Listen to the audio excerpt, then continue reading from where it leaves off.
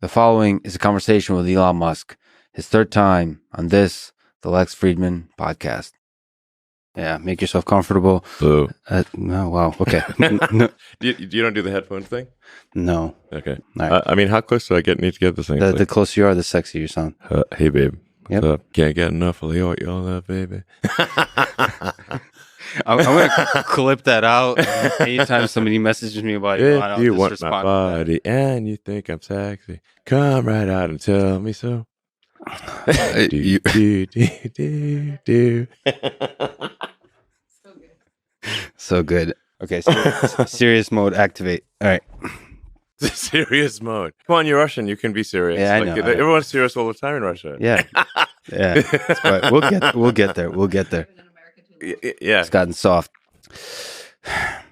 Allow me to say that the SpaceX launch of human beings to orbit on May 30th, 2020 was seen by many as the first step in a new era of human space exploration. These human spaceflight missions were a beacon of hope to me and to millions over the past 2 years as our world has been going through one of the most difficult periods in recent human history. We see the rise of division, fear, cynicism, and the loss of common humanity right when it is needed most. So first, Elon, let me say thank you for giving the world hope and reason to be excited about the future. Oh, it's kind of you to say. I do want to do that. Humanity has obviously a lot of issues and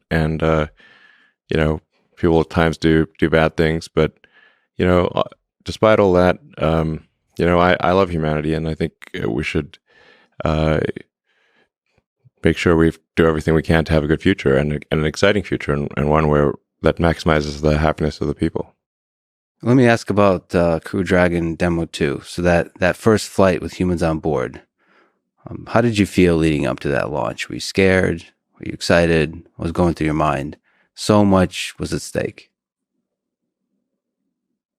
Yeah, no, that was extremely stressful, no question. We obviously could not let them down in any way. So extremely stressful, I'd say, to say the least. But I was confident that at the time that we launched, that no one could think of anything at all to do that would improve the probability of success.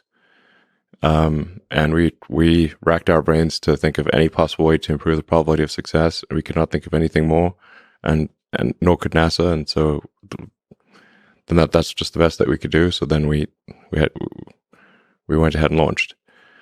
Now, I'm not a religious person, but I nonetheless got on my knees and prayed for that mission.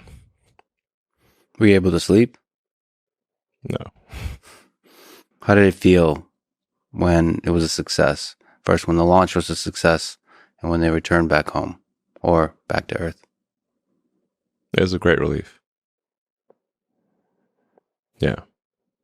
It's for high stress situations, I find it's not so much elation as relief.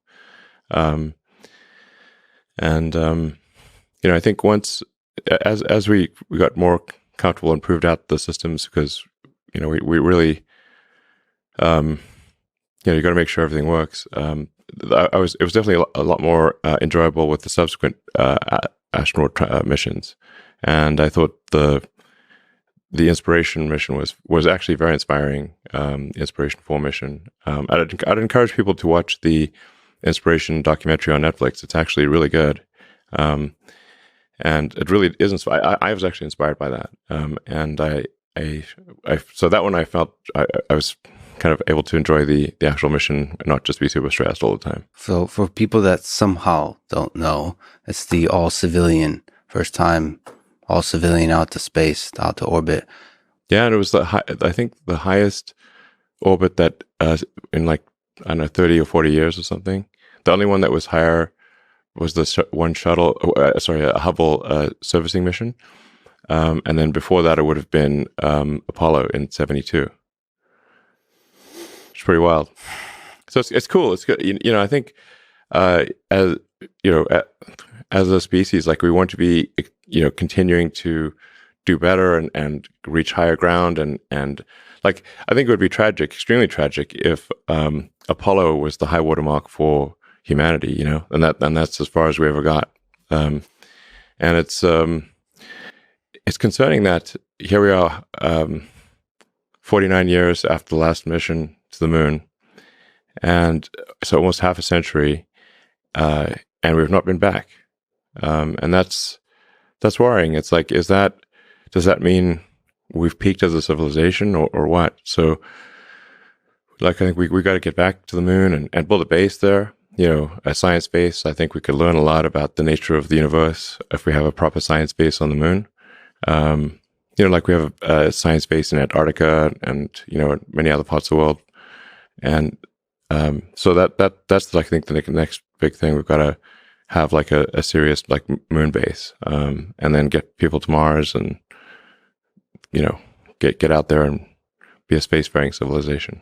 I'll ask you about some of those details, but since you're so busy with the hard engineering challenges of everything that's involved, are you still able to marvel at the magic of it all, of space travel, of every time the rocket goes up, especially when it's a crewed mission? Or are you just so overwhelmed with all the challenges that you have to solve? And actually, sort of to add to that, the reason I wanted to ask this question of May 30th, it's been some time, so you can look back and think about the impact already. It's already, at the time, it was an engineering problem, maybe.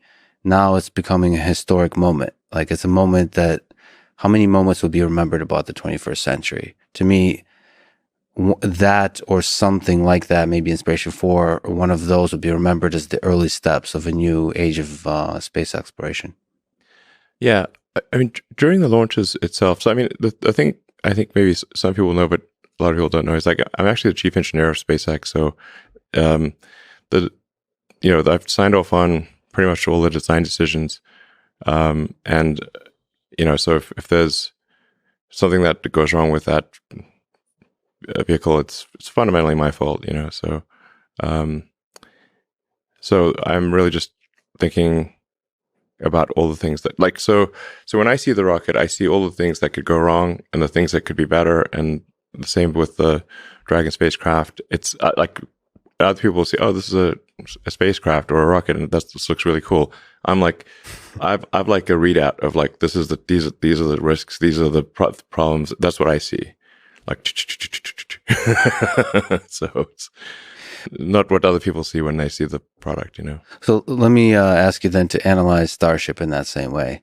I know you'll talk about in more detail about Starship in the near future, perhaps. We can talk about it now if you want. But just in that same way, like you said, when you see a rocket, you see a sort of a list of risks. In that same way, you said that Starship is a really hard problem. So there's many ways I can ask this, but if you magically could solve one problem perfectly, one engineering problem perfectly, which one would it be? On Starship? On Starship. So is it maybe related to the efficiency, the engine, the weight of the different components, the complexity of various things, maybe the controls of the crazy thing has to do to land? No, it's actually by far the biggest thing absorbing my time is engine production. Not the design of the engine.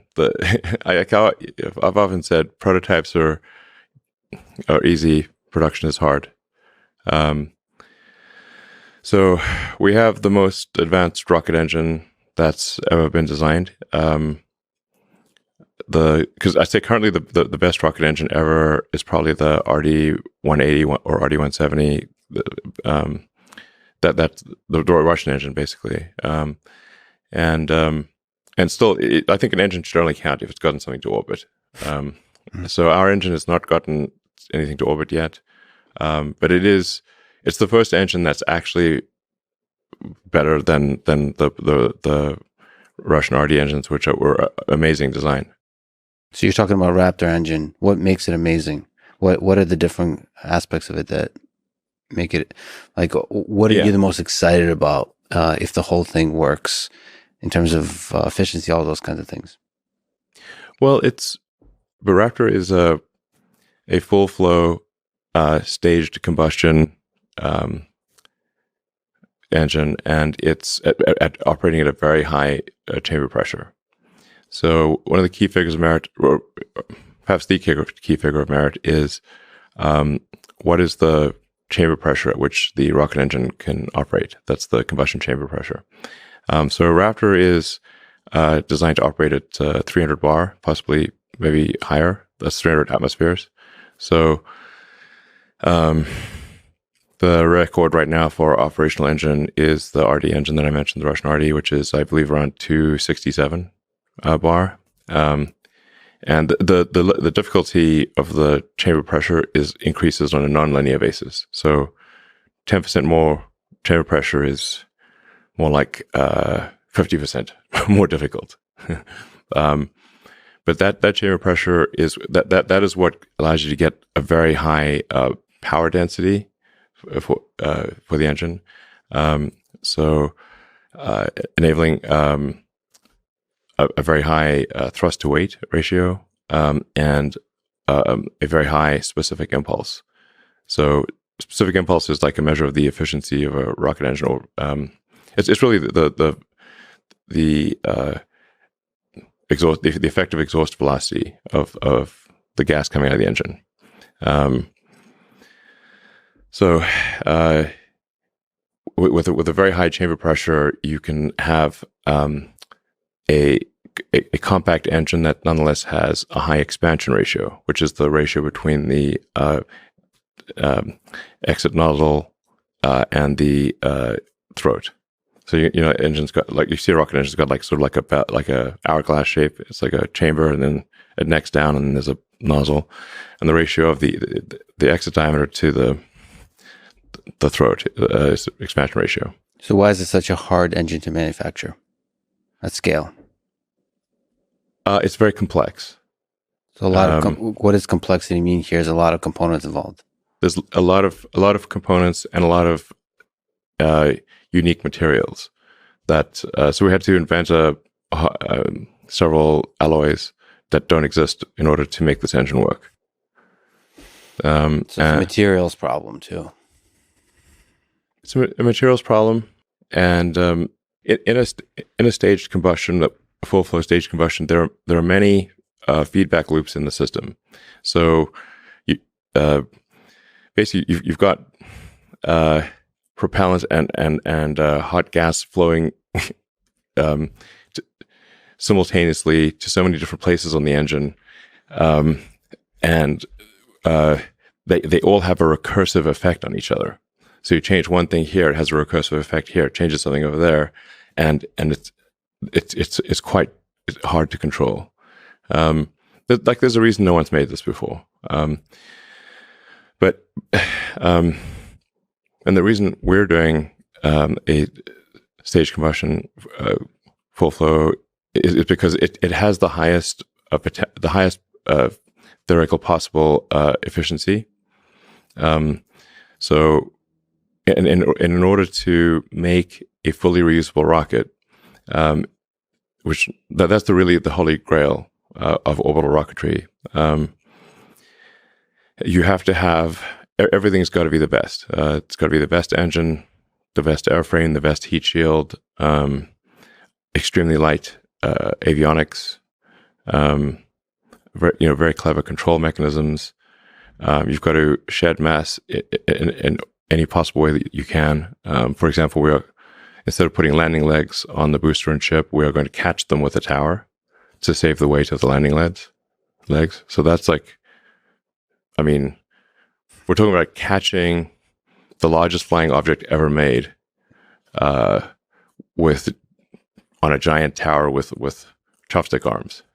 It's like Karate Kid with the fly, but much bigger. I mean, pulling something this like probably that won't work the first time. Anyway, so this is bananas. This is banana stuff. So you mentioned that you doubt. Well, not you doubt, but there's days or moments when you doubt that this is even possible. It's so difficult. The possible part is, well, at this point, I think we'll get Starship to work. There's a question of timing. How long will it take us to do this? How long will it take us to actually achieve full and rapid reusability? Because it will take probably many launches before we're able to have full and rapid reusability. but I can say that the physics pencils out. Like we're not like at this point. I'd say we're confident that like let's say I'm very confident success is in the set of all possible outcomes. Right. It's not a null set. For a while there, I was not convinced that success was in the set of possible outcomes, which is very important actually. But so we were.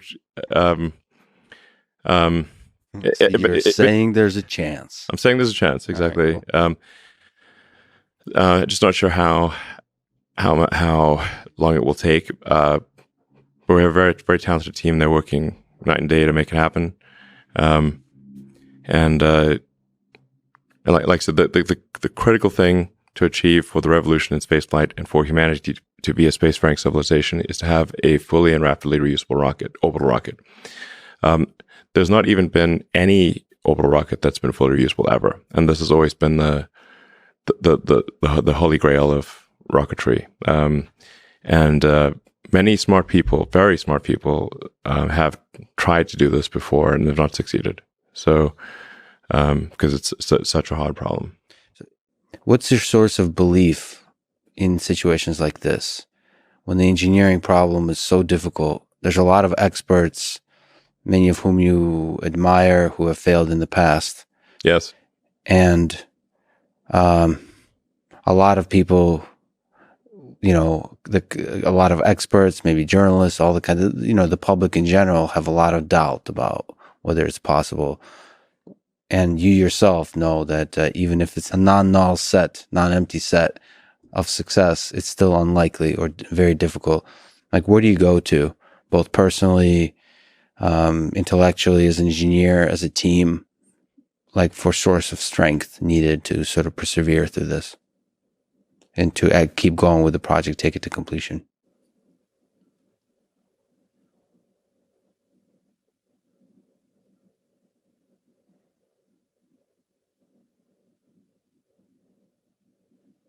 A source of strength. I that's really not how I think about things.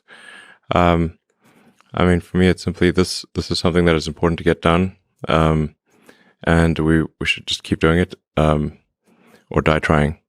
And I don't need a source of strength. So quitting is not even like it's not in my nature. Okay. And I don't care about optimism or pessimism. Fuck that. We're gonna get it done. Gonna get it done. Can you then zoom back in to specific problems with Starship or any engineering problems you work on? Can you try to introspect your particular biological neural network, your thinking process, and describe how you think through problems, the different engineering and design problems? Is there like a systematic process? You've spoken about first principles thinking, but is there kind of absolutely. Process to it? Well, like saying like physics is a law and everything else is a recommendation. Mm-hmm. Like I've met a lot of people who can break the law, but I haven't met anyone who could break physics. So the first, for any kind of technology problem, you have to sort of just make sure you're not violating physics. And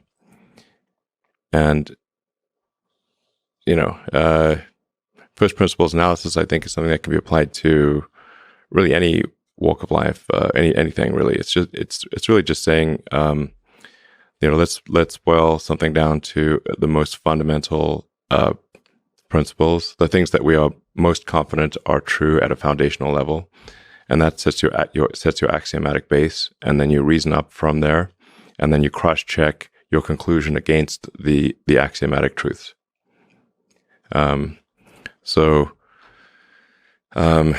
Some basics in physics would be like, are you violating conservation of energy or momentum or something like that? Then it's not going to work. That's so that's just to establish, is it possible? And then another good physics tool is thinking about things in the limit. If you take a particular thing and you scale it to a very large number or to a very small number, how do things change? Both like like in number of things you manufacture or something like that, and then in time. Yeah, like let's say take an example of like like manufacturing, which I think is just a very underrated problem. And like I said, it's much harder to take an advanced technology product and bring it into volume manufacturing than it is to design it in the first place, by orders of magnitude. So let's say you're trying to figure out is like, why is this part or product expensive? Is it because of something fundamentally foolish that we're doing, or is it because our volume is too low? And so then you say, okay, well, what if our volume was 1 million units a year? Is it still expensive? That's what I mean by like thinking about things in the limit. If it's still expensive at 1 million units a year, then volume is not the reason why your thing is expensive. There's something fundamental about the design. And then you then can focus on the reducing the complexity or something like that in the design. You could change the design to change the part to be something that is not fundamentally expensive. But like that's a common thing in rocketry because the unit volume is relatively low, and so a common excuse would be, well, it's expensive because our unit volume is low. And if we were in like automotive or something like that, or consumer electronics, then our costs would be lower. I'm like, okay, so let's say now you're making 1 million units a year. Is it still expensive? If the answer is yes, then economies of scale are not the issue. Do you throw into manufacturing? Do you throw like supply chain? You talked about resources and materials and stuff like that. Do you throw that into the calculation of trying to reason from first principles, like how we're going to make the supply chain work here? Yeah. And then the cost of materials, things like that, or is that too much? Exactly. So, like another, like a good example, I think, of thinking about things in the limit is if you take any any product, any machine or whatever, like take a rocket or whatever, and say, if you look at the raw materials in the rocket, so you're going to have like aluminum, steel, titanium, Inconel, specialty alloys, copper, and you say, what's the weight of the constituent elements of each of these elements, and what is their raw material value? And that sets the asymptotic limit for how low the cost of the vehicle can be unless you change the materials. So, and then when you do that, call it like maybe the magic wand number or something like that. So that would be like if you had the, like just a pile of these raw materials here, and you could wave the magic wand and rearrange the atoms into the final shape. That would be the lowest possible cost that you could make this thing for unless you change the materials. So then, and that is always almost always a very low number. So then what's actually causing things to be expensive is how you put the atoms into the desired shape. Yeah, actually, if you don't mind me taking a tiny tangent, I often talk to Jim Keller, who's somebody that worked with you as a friend. Yeah, Jim was did great work at Tesla. So I suppose he carries the flame of the same kind of thinking that you're talking about now. And I guess I see that same thing at Tesla and SpaceX folks who work there. They kind of learn this way of thinking, and it kind of becomes obvious almost. But anyway, I had he educated me about how cheap it might be to manufacture a Tesla bot. We had an argument.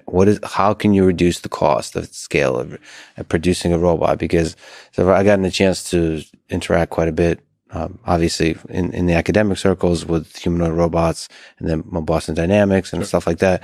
And they're very expensive to build. Mm-hmm. And then Jim kind of schooled me on saying like, okay, like this kind of first principles thinking of how can we get the cost of manufacture down? I suppose you do that. You have done that kind of thinking for Tesla bot and for all kinds of complex systems that are traditionally seen as complex. And you say, okay, how can we simplify everything down? Yeah. I mean, I think if you are really good at manufacturing, you can basically at high volume, you can basically make anything for a cost that asymptotically approaches the raw material value of the constituents plus any intellectual property that you need to license. Right. Anything. Right. But it's hard. It's not like that's a very hard thing to do, but it is possible for anything. anything in volume can be made, like I said, for a cost that asymptotically approaches its raw material constituents plus intellectual property license rights. So what will often happen in trying to design a product is people will start with the tools and parts and methods that they are familiar with, and then try to create a product using their existing tools and methods. The other way to think about it is actually try to imagine the platonic ideal of the perfect product or technology, whatever it might be.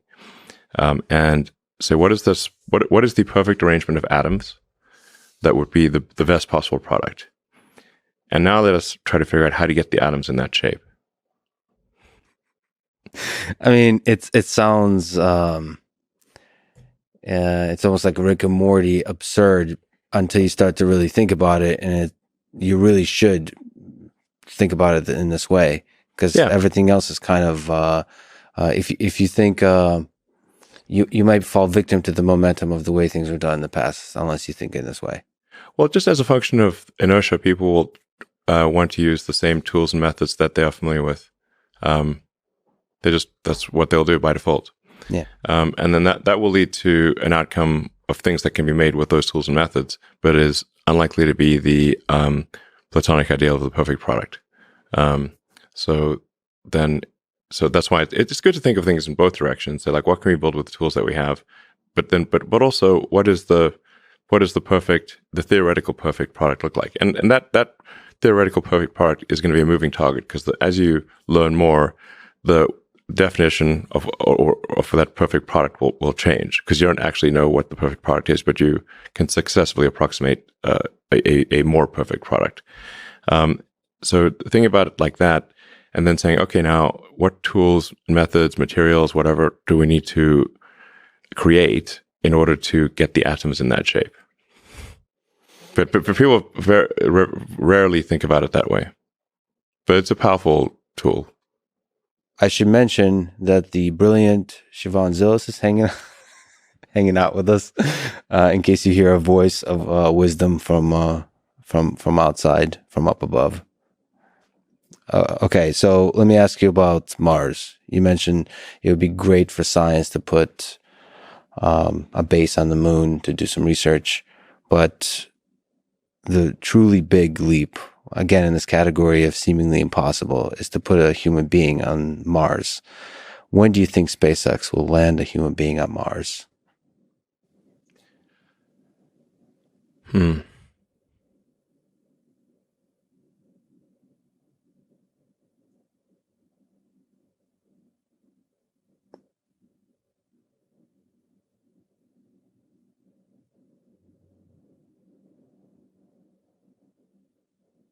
Best case is about 5 years.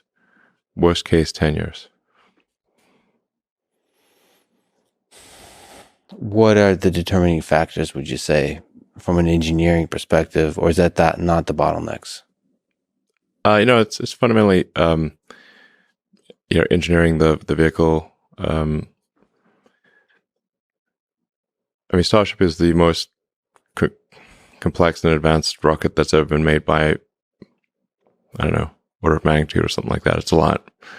It's really next level. So, and the fundamental optimization of Starship is minimizing cost per ton to orbit and ultimately cost per ton to the surface of Mars. This may seem like a mercantile objective, but it is actually the thing that needs to be optimized. Like, there is a certain cost per ton to the surface of Mars where we can afford to establish a self-sustaining city. And then above that, we cannot afford to do it. So right now, you couldn't fly to Mars for $1 trillion. No amount of money could get you a ticket to Mars. So we need to get that above, to get that like something that is actually possible at all. But that's we don't just want to have, with Mars, flags and footprints and then not come back for a half century like we did with the moon. In order to pass a very important great filter, I think we need to be a multi-planet species. This may sound somewhat esoteric to a lot of people, but like eventually, given enough time, the Earth is likely to experience some calamity. That could be something that humans do to themselves, or an external event like happened to the dinosaurs. But eventually, and if none of that happens, and somehow magically we keep going, then the sun is gradually expanding, and will engulf the Earth, and probably Earth gets too hot for life in about 500 million years. It's a long time, but that's only 10% longer than Earth has been around. And so if you think about like the current situation, it's really remarkable, and kind of hard to believe, but Earth's been around 4.5 billion years, and this is the first time in 4.5 billion years that it's been possible to extend life beyond Earth. And that window of opportunity may be open for a long time, and I hope it is, but it also may be open for a short time. And we should, I think it was wise for us to act quickly while the window is open, just in case it closes. Yeah, the existence of nuclear weapons, pandemics, all kinds of threats. Yeah, should kind of give us some motivation. I mean, civilization could die with a bang or a whimper. You know, if it dies of demographic collapse, then it's more of a whimper, obviously. And if it's World War III, it's more of a bang. But these are all risks. I mean, it's important to think of these things and just, think of things as like probabilities, not certainties. There's a certain probability that something bad will happen on Earth. I think most likely the future will be good. But there's like, let's say for argument's sake, a 1% chance per century of a civilization ending event. Like that was Stephen Hawking's estimate. I think he might be right about that. So then, we should basically think of this like being a multi-planet species is like taking out insurance for life itself, like life insurance for life. Wow, so it's turned into an infomercial real quick. Life insurance for life, yes. And we can bring the creatures from plants and animals from Earth to Mars and breathe life into the planet, and have a second planet with life. That would be great. They can't bring themselves there, so if we don't bring them to Mars, then they will just for sure all die when the sun expands anyway, and then that'll be it. What do you think is the most difficult aspect of building a civilization on Mars, terraforming Mars, like from an engineering perspective, from a financial perspective, human perspective, to get a large number of folks there who will never return back to Earth? No, they could certainly return. Some will return back to Earth. They will choose to stay there for the rest of their lives. Yeah, many will. But we need the spaceships back, like the ones that go to Mars. Right. We need them back, so you can hop on if you want. Yeah. It's like, but we can't just not have the spaceships come back. Those things are expensive. We need them back. I'd like to come back and do another trip. I mean, do you think about the terraforming aspect, like actually building? How you're so focused right now on the spaceships part that's so critical to get to Mars? We absolutely. If you can't get there, nothing else matters. Yeah. So, and like I said, we can't get there at some extraordinarily high cost. I mean, the current cost of, let's say, 1 ton to the surface of Mars is on the order of $1 billion. So, because you don't just need the rocket and the launch and everything, you need like heat shield, you need, guidance system, you need deep space communications, you need some kind of landing system. So, like rough approximation would be $1 billion per ton to the surface of Mars right now. This is obviously way too expensive to create a self-sustaining civilization. So we need to improve that by at least a factor of 1,000. $1 million per ton? Yes, ideally much less than $1 million a ton. But if it's not, like, it's got to be. You have to say, like, well, how much can society afford to spend or want to spend on a self-sustaining city on Mars? the self-sustaining part is important. Like, it's just the key threshold. The great filter will have been passed when the city on Mars can survive, even if the spaceships from Earth stop coming for any reason. Doesn't matter what the reason is, but if they stop coming for any reason, will it die out or will it not?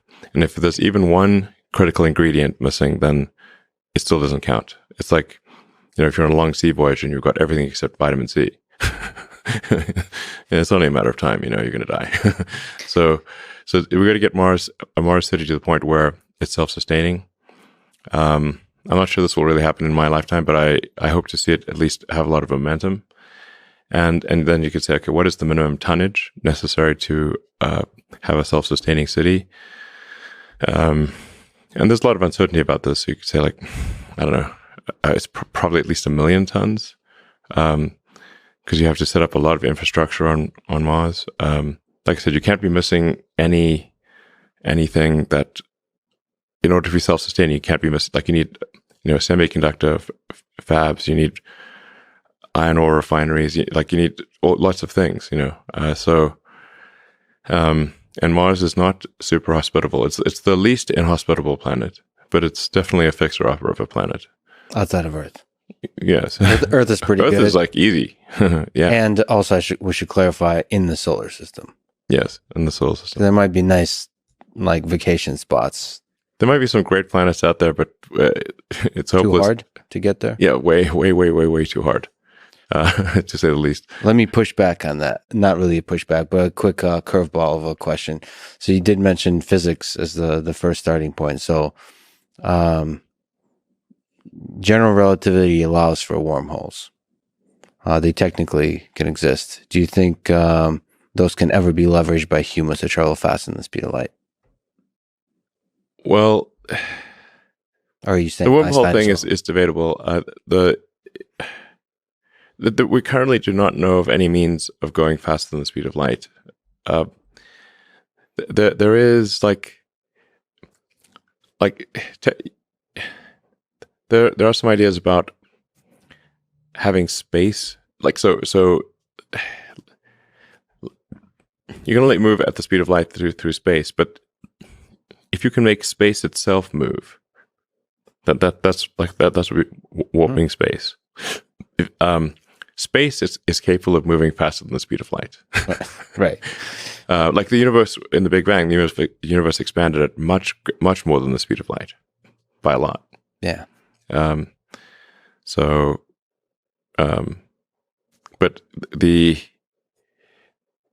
if this is possible, the amount of energy required to warp space is so gigantic, it boggles the mind. So all the work you've done with propulsion, how much innovation is possible with rocket propulsion? Is this, you've seen it all, and you're constantly innovating in every aspect.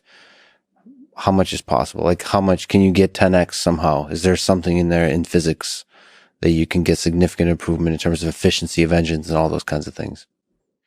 Well, as I was saying, like really the holy grail is a fully and rapidly reusable orbital system. Right now, the Falcon 9 is the only reusable rocket out there. But the booster comes back and lands. You've seen the videos, and we get the nose cone or fairing back, but we do not get the upper stage back. So that means that we have a minimum cost of building an upper stage. You can think of like a two-stage rocket of sort of like two airplanes, like a big airplane and a smaller airplane. And we get the big airplane back, but not the smaller airplane. And so it still costs a lot, so that upper stage is, at least $10 million. And then the degree of the booster is not as rapidly and completely reusable as we'd like, nor are the fairings. So, our kind of minimum marginal cost, not counting overhead per flight, is on the order of $15 to $20 million, maybe. That's extremely good it's by far better than any rocket ever in history. But with full and rapid reusability, we can reduce the cost per ton to orbit by a factor of 100. Just think of it like imagine if you had an aircraft or something, or a car, and if you had to buy a new car every time you went for a drive, it would be very expensive. It would be silly, frankly. Mm-hmm. But you, in fact, you just refuel the car or recharge the car, and that's makes your trip like I don't know, 1,000 times cheaper.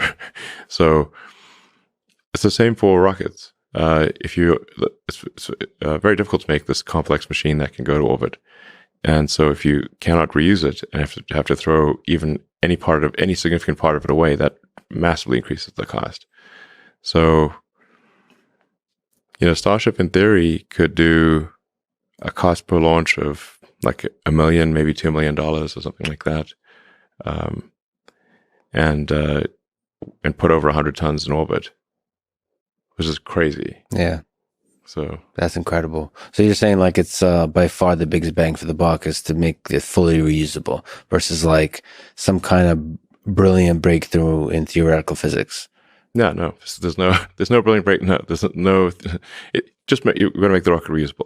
This is an extremely difficult engineering problem. Got it. But no new physics is required. Just brilliant engineering. Let me ask a slightly philosophical, fun question.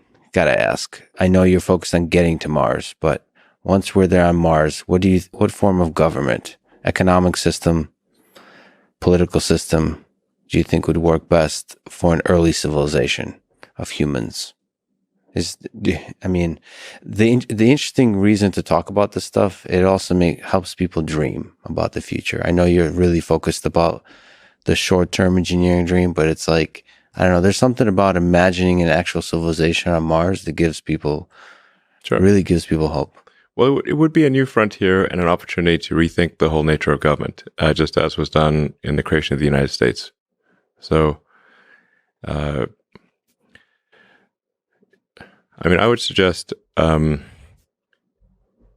having direct democracy, like people vote directly on things, as opposed to representative democracy. So, representative democracy, I think, is too subject to special interests and, a coercion of the politicians and that kind of thing. So, I'd recommend that there's just direct democracy. People vote on laws. The population votes on laws themselves, and then the laws must be short enough that people can understand them. Yeah, and then like keeping a well-informed populace, like really being transparent about all the information about what they're voting for. Absolute transparency. Yeah, and not make it as annoying as those cookies. We have to accept the cookies. There's like always like a slight amount of trepidation when you click accept cookies. Like I feel as though there's like perhaps like a very tiny chance that it'll open a portal to hell or something like that. That's exactly how I feel. Why do they keep wanting me to accept it? What do they want with this cookie? Like somebody got upset with accepting cookies or something somewhere. Who cares? Like it's so annoying to keep accepting all these cookies. To me, this is just a great. Yes, you can have my damn cookie. I don't care. Whatever. You heard it from Elon first. He accepts all of your damn cookies. Yeah. And stop asking me. It's annoying. Yeah, it's one example of implementation of a good idea done really horribly. Yeah, it's somebody who's like, there's some good intentions of like privacy or whatever, but now everyone just has to click accept cookies, and it's now, you have billions of people who have to keep clicking accept cookie. It's super annoying. Then we just accept the damn cookie. It's fine. There is like, I think a fundamental problem that because we've not really had a major, like a world war or something like that in a while, and obviously we'd like to not have world wars. There's not been a cleansing function for rules and regulations. So wars did have, some silver lining in that there would be a reset on rules and regulations after a war. So World Wars I and II, there were huge resets on rules and regulations. Now, if the society does not have a war and there's no cleansing function or garbage collection for rules and regulations, then rules and regulations will accumulate every year because they're immortal. There's no actual humans die, but the laws don't. So we need a garbage collection function for rules and regulations. They should not just be immortal, because some of the rules and regulations that are put in place will be counterproductive, done with good intentions, but counterproductive. Sometimes not done with good intentions. So if rules and regulations just accumulate every year, and you get more and more of them, then eventually you won't be able to do anything. You're just like Gulliver with, tied down by thousands of little strings. And we see that in, U.S. and like basically all economies that have been around for a while, and regulators and legislators create new rules and regulations every year, but they don't put effort into removing them. And I think that's very important that we put effort into removing rules and regulations. But it gets tough because you get special interests that then are dependent on, like they have a vested interest in that whatever rule and regulation, and that they fight to not get it removed. Yeah. So I guess the problem with the Constitution is it's kind of like C versus Java, because it doesn't have any garbage collection built in. I think there should be. When you first said the metaphor of garbage collection, I loved it. From a coding standpoint. From a coding standpoint, yeah. It would be interesting if the laws themselves kind of had a built-in thing where they kind of die after a while unless somebody explicitly publicly defends them. Yeah. So that's sort of, it's not like somebody has to kill them; they kind of die themselves. They disappear. Yeah. Not to defend Java or anything, but the C++, you could also have great garbage collection in Python and so on. Yeah. So something needs to happen, or just the civilization's arteries just harden over time, and you can just get less and less done because there's just a rule against everything. So I think, like, I don't know, for Mars or whatever, I'd say, or even for obviously for Earth as well. Like, I think there should be an active process for removing rules and regulations and questioning their existence. Just like if we've got a function for creating rules and regulations, because rules and regulations you can also think of as like they're like software or lines of code for operating civilization. That's rules and regulations. So it's not like we shouldn't have rules and regulations, but you have code accumulation, but no code removal, and so it just gets to become basically archaic bloatware after a while, and it's just it makes it hard for things to progress. So I don't know, maybe Mars, you'd have like any given law must have a sunset, and require active voting to keep it up there, And I actually also say, like, and these are just, I don't know, recommendations or thoughts, and ultimately will be up to the people on Mars to decide. But I think it should be easier to remove a law than to add one, because of just to overcome the inertia of laws. So maybe it's like, for argument's sake, you need, like, say 60% vote to have a law take effect, but only a 40% vote to remove it. So let me be the guy. You posted a meme on Twitter recently where there's like a row of urinals. A guy just walks all the way across. Oh, sure, yeah. And he tells you about crypto. Listen, I mean, that's happened to me so many times. I think maybe even literally. Yeah. Do you think, technologically speaking, there's any room for ideas of smart contracts or so on? Because you mentioned laws.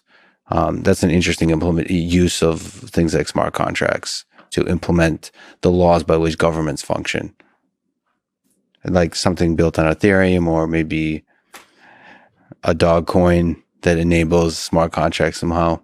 I don't quite understand this whole smart contract thing. I mean, so I'm too dumb to understand smart contracts. That's a good line. I mean, my general approach to any kind of like deal or whatever is just make sure there's clarity of understanding. That's the most important thing. Right. And just keep any kind of deal very, very short and simple, plain language. And just make sure everyone understands this is the deal. Is it clear? And what are the consequences if various things don't happen? But usually deals are, business deals or whatever are way too long and complex and overly lawyered and pointlessly. You mentioned that Doge is the people's coin. Yeah. And you said that you were literally SpaceX may consider literally putting a Doge coin on the moon. Is this something you're still considering? Mars, perhaps? Do you think there's some chance, we've talked about political systems on Mars, that Dogecoin is the official currency of Mars at some point in the future? Well, I think Mars itself will need to have a different currency because you can't synchronize due to speed of light. Or not easily. So it must be completely standalone from Earth. Well, yeah, because the Mars is at closest approach, it's 4 light minutes away roughly, and then at furthest approach, it's roughly 20 light minutes away, maybe a little more. So you can't really have something synchronizing. If you've got a 20-minute speed of light issue, if it's got a 1-minute blockchain, it's not going to synchronize properly. So Mars would I don't know if Mars would have a cryptocurrency as a thing, but probably seems likely. But it would be some kind of localized thing on Mars. And you let the people decide. Yeah, absolutely. The future of Mars should be up to the Martians. So I think the cryptocurrency thing is an interesting approach to reducing the error in the database that is called money. I think I have a pretty deep understanding of what money actually is on a practical day-to-day basis because of PayPal. We really got in deep there. And right now, the money system, actually, for practical purposes, is really a bunch of heterogeneous mainframes running old COBOL. Okay, you mean literally? That's literally that's literally what's happening in batch mode. Okay, in batch mode. Yeah, I pity the poor bastards who have to maintain that code. Okay, that's a pain. That's pain. Not even Fortran. It's COBOL. Yep, it's COBOL. And the banks are still buying mainframes in 2021 and running ancient COBOL code. The Federal Reserve is probably even older than what the banks have, and they have an old COBOL mainframe. And so now, so the government effectively has editing privileges on the money database, and they use those editing privileges to make more money whenever they want, and this increases the error in the database that is money. So I think money should really be viewed through the lens of information theory, and so it's kind of like an internet connection. Like, what's the bandwidth? Total bit rate. What is the latency, jitter, packet drop? Errors in the network communication. Just think of money like that, basically. I think that's probably the right way to think of it, and then say what system. From an information theory standpoint, allows an economy to function the best, crypto is an attempt to reduce the error in money that is contributed by governments diluting the money supply as basically a pernicious form of taxation. So both policy in terms of with inflation and actual technological cobalt, cryptocurrency takes us into the 21st century in terms of the actual systems that allow you to do the transaction, to store wealth, all those kinds of things. Like I said, just think of money as information. People often will think of money as having power in and of itself. It does not. Money is information, and it does not have power in and of itself. Again, applying the physics tools of thinking about things in the limit is helpful. If you are stranded on a tropical island, and you have $1 trillion, it's useless because there's no resource allocation. money is a database for resource allocation, but there's no resources to allocate except yourself. So money is useless.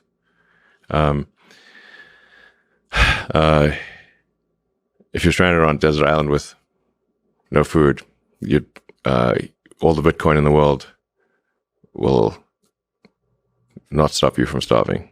Yeah. So, like just think of money as a database for resource allocation across time and space, and then what system it is what in what form should that database or data system what would be most effective? Now, there is a fundamental issue with say Bitcoin in its current form, in that the transaction volume is very limited, and the latency the latency for a properly confirmed transaction is too long, much longer than you'd like. So it's actually not great from a transaction volume standpoint or a latency standpoint. So it is perhaps useful as to solve an aspect of the money database problem, which is this sort of store of wealth or an accounting of relative obligations, I suppose. But it is not useful as a currency, as a day-to-day currency. But people have proposed different technological solutions, like Lightning. Lightning Network and the layer 2 technologies on top of that. I mean, it seems to be all kind of a trade-off, but the point is, it's kind of brilliant to say that just think about information, think about what kind of database, what kind of infrastructure enables that exchange of information. You're operating an economy, and you need to have something that allows for the to have efficient value ratios between products and services. So you've got this massive number of products and services, and you need to, you can't just barter. It's like, that would be extremely unwieldy. So you need something that gives you a ratio of exchange between goods and services. And then something that allows you to shift obligations across time, like debt and equity, shift obligations across time. Then what does the best job of that? Part of the reason why I think there's some merit to Dogecoin, even though it was obviously created as a joke, is that it actually does have a much higher transaction volume capability than Bitcoin, and the cost of doing a transaction, the Dogecoin fee is very low. Like right now, if you want to do a Bitcoin transaction, the price of doing that transaction is very high, so you could not use it effectively for most things, and nor could it even scale to a high volume. And when Bitcoin was started, I guess around 2008 or something like that, the internet connections were much worse than they are today, like order of magnitude. I mean, they're way worse, in 2008. So like having a small block size or whatever is, and a long synchronization time made sense in 2008. But to 2021, or fast forward 10 years, it's like comically low.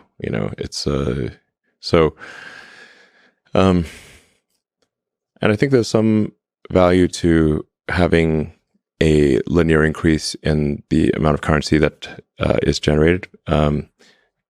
So because some amount of the currency, if a currency is too deflationary, or should say if a currency is expected to increase in value over time, there's reluctance to spend it, because you're like, I'll just hold it and not spend it because its scarcity is increasing with time. So if I spend it now, then I will regret spending it. So I will just hodl it. Mm-hmm. But if there's some dilution of the currency occurring over time, that's more of an incentive to use it as a currency.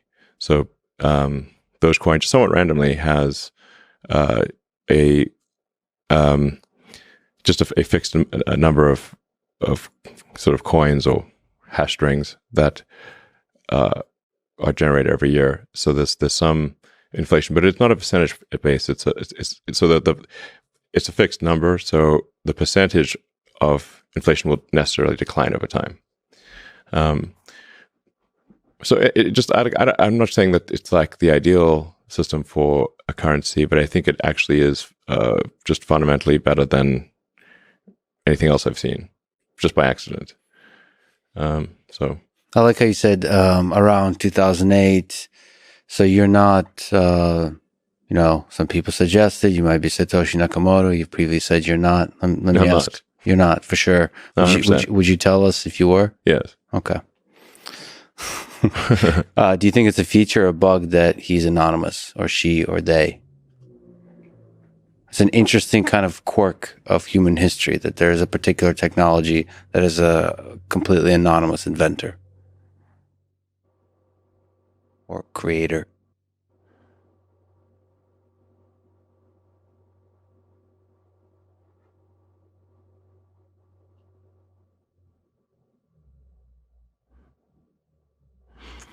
Well, I mean, you can look at the evolution of ideas before the launch of Bitcoin and see who wrote, about those ideas, and then I don't know exactly. Obviously, I don't know who created Bitcoin for practical purposes, but the evolution of ideas is pretty clear before that, and like it seems as though like Nick Szabo is probably more than anyone else responsible for the evolution of those ideas. So, he claims not to be Nakamoto, but I'm not sure that's neither here nor there. But he seems to be the one more responsible for the ideas behind Bitcoin than anyone else.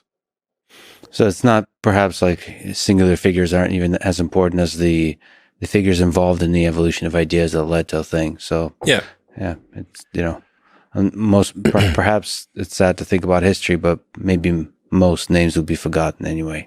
What is a name anyway? It's a name attached to an idea. What does it even mean, really? I think Shakespeare had a thing about roses and stuff, whatever he said. Rose by any other name would smell as sweet. I got Elon to quote Shakespeare. I feel like I accomplished something today. Shall I compare thee to a summer's day? I'm gonna clip that out. Not more temperate and more fair. Autopilot. Tesla autopilot. Tesla autopilot has been through an incredible journey over the past 6 years, or perhaps even longer in your mind, in the minds of many involved.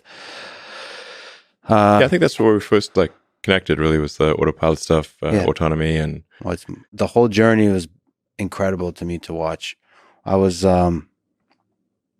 because I knew part of it is I was at MIT and I knew the difficulty of computer vision. Yeah. And I knew I had a lot of colleagues and friends about the DARPA challenge. I knew how difficult it is. Mm-hmm. And so there was a natural skepticism. When I first drove a Tesla with the initial system based on Mobileye, I thought there's no way. So first when I got in, I thought there's no way this car could maintain stay in the lane and create a comfortable experience. So my intuition initially was that the lane keeping problem is way too difficult to solve. Oh, lane keeping, that's relatively easy. No, but solve in the way that we talked about previous is prototype versus a thing that actually creates a pleasant experience over hundreds of thousands of miles or millions. So I was proven wrong. We had to wrap a lot of code around the Mobileye thing. It didn't just work by itself. Yes, I mean that's part of the story of how you approach things. Sometimes you do things from scratch. Sometimes at first you kind of see what's out there, and then you decide to do from scratch. That was one of the boldest decisions I've seen, is both on the hardware and the software, to decide to eventually go from scratch. I thought, again, I was skeptical of whether that's going to be able to work out, because it's such a difficult problem. And so it was an incredible journey. What I see now with everything, the hardware, the compute, the sensors, the things I maybe care and love about most is the stuff that Andrej Karpathy is leading with the data set selection, the whole data engine process, the neural network architectures, the way that's in the real world that network is tested, validated, all the different test sets, versus the ImageNet model of computer vision, like what's in academia, is like real world artificial intelligence.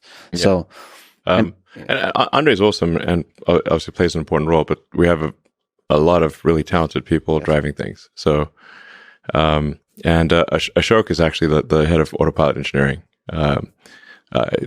Andre is director of AI stuff. Yeah.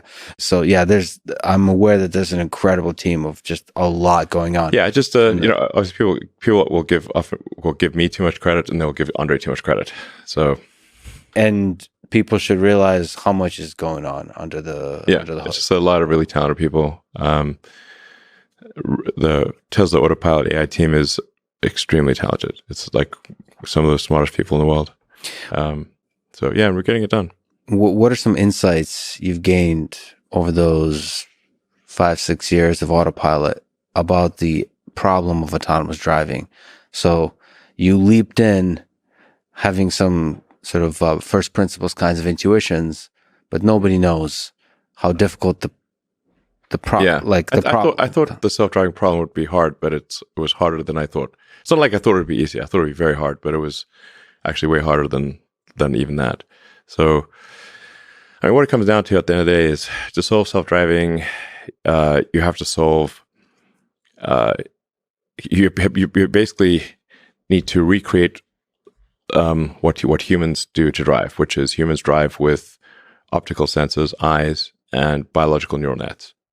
And so in order to, that's how the entire road system is designed to work, with basically passive optical and neural nets, biologically. And now that we need to, for full self-driving to work, we have to recreate that in digital form.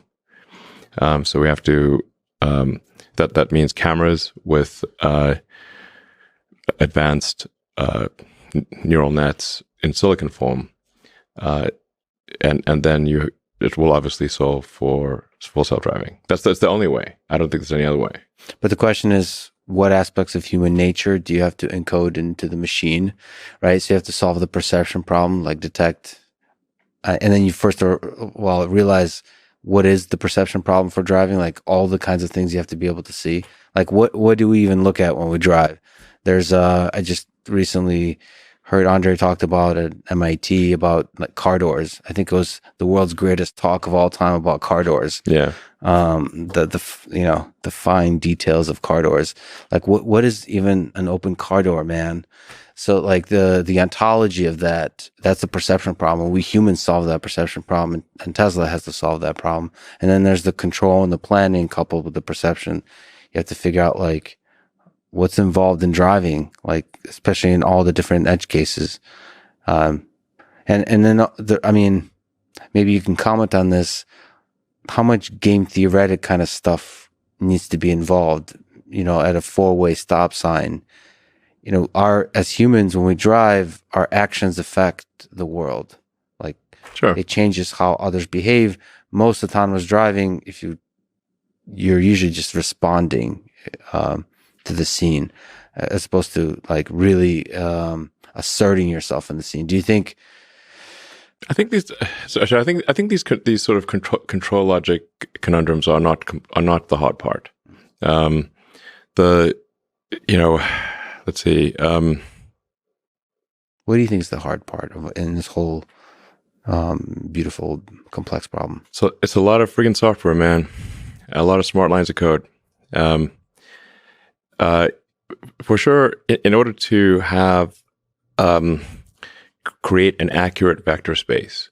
So, like if you're coming from image space, which is like this flow of photons, going to the cameras, and and then so you have this massive bit stream in image space, and then you have to effectively compress a massive bit stream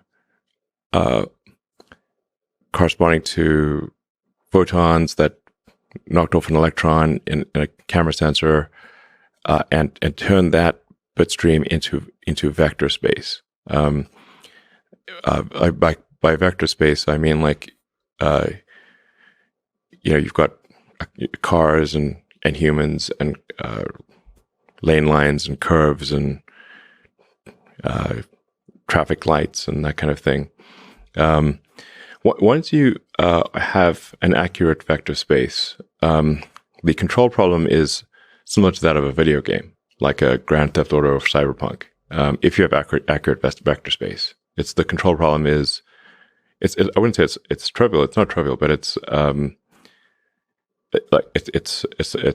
not like some insurmountable thing. But having an accurate vector space is very difficult.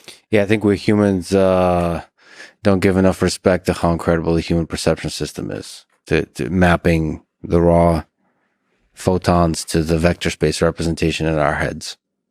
Your brain is doing an incredible amount of processing, and giving you an image that is a very cleaned up image. Like when we look around here, we see, like you see color in the corners of your eyes, but actually your eyes have very few cones, like cone receptors in the peripheral vision. Your eyes are painting color in the peripheral vision. You don't realize it, but their eyes are actually painting color, and your eyes also have like this blood vessels and all sorts of gnarly things, and there's a blind spot. But do you see your blind spot? No, your brain is painting in the blind spot. And you're going to do these see these things online where you look here and look at this point, and then look at this point, and if it's in your blind spot, your brain will just fill in the missing bits. So cool. The peripheral vision is so cool. It Yeah. makes you realize all the illusions for vision science. It makes you realize just how incredible the brain is. The brain is doing a crazy amount of post-processing on the vision signals from your eyes. It's insane. So, and then even once you get all those vision signals, your brain is constantly trying to forget as much as possible. So human memory is perhaps the weakest thing about the brain is memory. So because memory is so expensive to a brain and so limited, your brain is trying to forget as much as possible and distill the things that you see into the smallest amounts of information possible. So your brain is trying to not just get to a vector space, but get to a vector space that is the smallest possible vector space of only relevant objects. And I think like you can sort of look inside your brain, or at least I can, like when you drive down the road and try to think about what your brain is actually doing consciously. And it's like you'll see a car because you don't have cameras, you don't have eyes in the back of your head or the side, so you say like you basically your head is like you basically have like two cameras on a slow gimbal. And what's your and eyesight's not that great. Okay, human eyes are, and people are constantly distracted and thinking about things and texting and doing all sorts of things they shouldn't do in a car, changing the radio station. So having arguments, is like, so then like say like when's the last time you looked right and left and and rearward, or even diagonally, forward, to actually refresh your vector space. So you're glancing around, and what your mind is doing is trying to distill the relevant vectors, basically objects with a position and motion, and then editing that down to the least amount that's necessary for you to drive. It does seem to be able to edit it down or compress it even further into things like concepts. So it's like it goes beyond, the human mind seems to go sometimes beyond vector space to sort of space of concepts, to where you'll see a thing, it's no longer represented spatially somehow. It's almost like a concept that you should be aware of. Like if this is a school zone, you'll remember that as a concept, which is a weird thing to represent. But perhaps for driving, you don't need to fully represent those things, or maybe you get those kind of indirectly. You need to like establish vector space and then actually have predictions for those vector spaces. So like like if like you drive past say a bus and you see that this there's people before you drove past the bus, you saw people crossing, like, or some, just imagine there's like a large truck or something blocking sight. But before you came up to the truck, you saw that there were some kids about to cross the road in front of the truck. Now you can no longer see the kids, but you need to be able, but you would now know, okay, those kids are probably going to pass by the truck and cross the road, even though you cannot see them. So you have to have memory. You need to remember that there were kids there, and you need to have some forward prediction of what their position will be. It's a really hard problem. At the time of relevance. So with occlusions and computer vision, when you can't see an object anymore, even when it just walks behind a tree and reappears, that's a really, really, I mean, at least in academic literature, it's tracking through occlusions. It's very difficult. Yeah, we're doing it. I understand this. Yeah. So some of it, it's like object permanence. Like the same thing happens with the humans with neural nets. Like when like a toddler grows up, like there's a point in time where they have a sense of object permanence. So before a certain age, if you have a ball or a toy or whatever, and you put it behind your back and you pop it out, if they don't, before they have object permanence, it's like a new thing every time. It's like, whoa, this toy went poof, disappeared, and now it's back again, and they can't believe it. And that they can play peekaboo all day long because the peekaboo is fresh every time. But then we figure out object permanence. Then they realize, oh no, the object is not gone; it's just behind your back. Sometimes I wish we never did figure out object permanence. Yeah, so that's an important problem to solve. Yes. So like an important evolution of the neural nets in the car is memory across both time and space.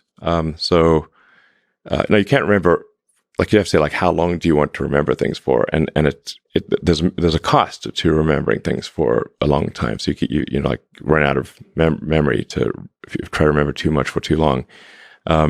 And then you also have things that are stale if you remember them for too long.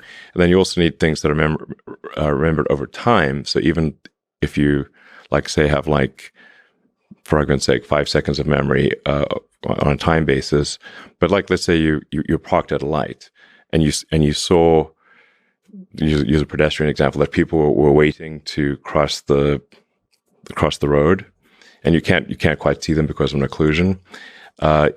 But they might wait for a minute before the light changes for them to cross the road.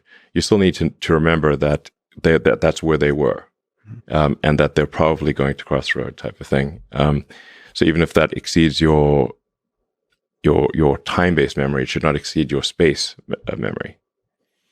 And I just think the data engine side of that, so getting the data to learn all of the concepts that you're saying now, is an incredible process. It's this iterative process of just, it's this hydronet of many... Hydronet. Yeah. We're changing the name to something else. Okay. I'm sure it'll be equally as Rick and Morty like. There's a lot of... We've re-architected the neural net, neural nets in the cars so many times. It's crazy. Oh, so every time there's a new major version, you'll rename it to something more ridiculous or memorable and beautiful. Sorry, not ridiculous, of course. If you see the full like array of neural nets that are operating in the car, it kind of boggles the mind. There's so many layers. It's crazy. But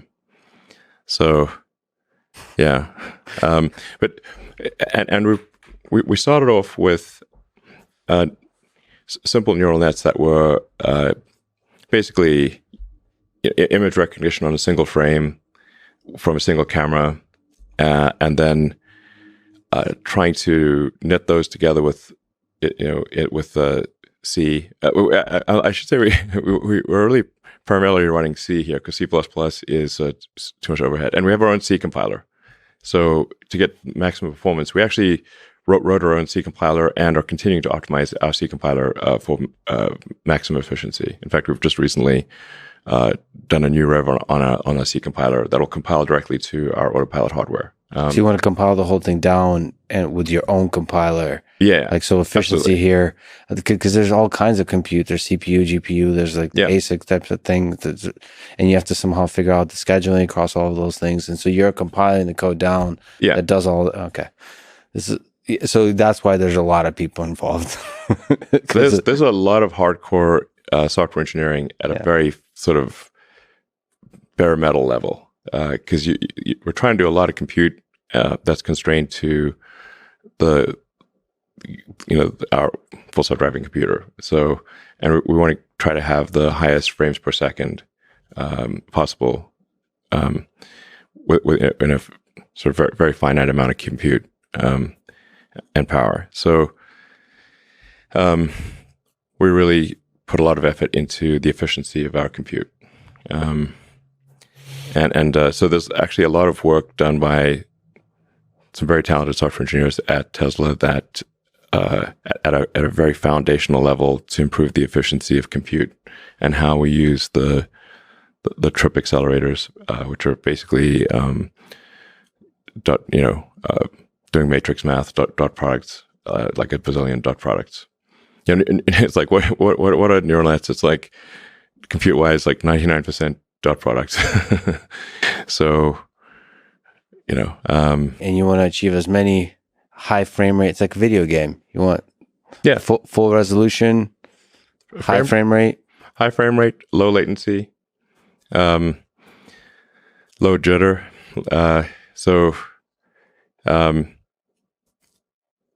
I think one of the things we're moving towards now is no post-processing of the image through the image signal processor. So, like for what happens for cameras is that almost all cameras is there's a lot of post-processing done in order to make pictures look pretty. Mm-hmm. And so we don't care about pictures looking pretty. We just want the data. So we're moving to just raw photon counts. So the system will, like the image that the computer sees is actually much more than what you'd see if you represented it on a camera. Wow. It's got much more data. And even in very low light conditions, you can see that there's a small photon count difference between, this spot here and that spot there, which means that, so it can see in the dark incredibly well, because it can detect these tiny differences in photon counts. That's like much better than you could possibly imagine. So, and then we also save 13 milliseconds on latency. From removing the post-processing on the image? Yes. Yeah. It's like, because we've got, 8 cameras and then there's roughly, 1.5 milliseconds or so, maybe 1.6 milliseconds of latency for each camera. And so going to just basically bypassing the image processor gets us back 13 milliseconds of latency, which is important. And we track latency all the way from, photon hits the camera to, all the steps that it's got to go through to get, go through the various neural nets and the C code and there's a little bit of C++ there as well.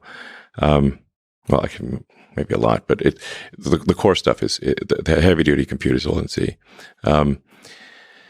And so we track that latency all the way to an output command to the drive unit to accelerate, the brakes to slow down, the steering, turn left or right. So because you got to output a command, that's got to go to a controller, and like some of these controllers have an update frequency that's maybe 10 hertz or something like that, which is slow. That's like now you lose 100 milliseconds potentially.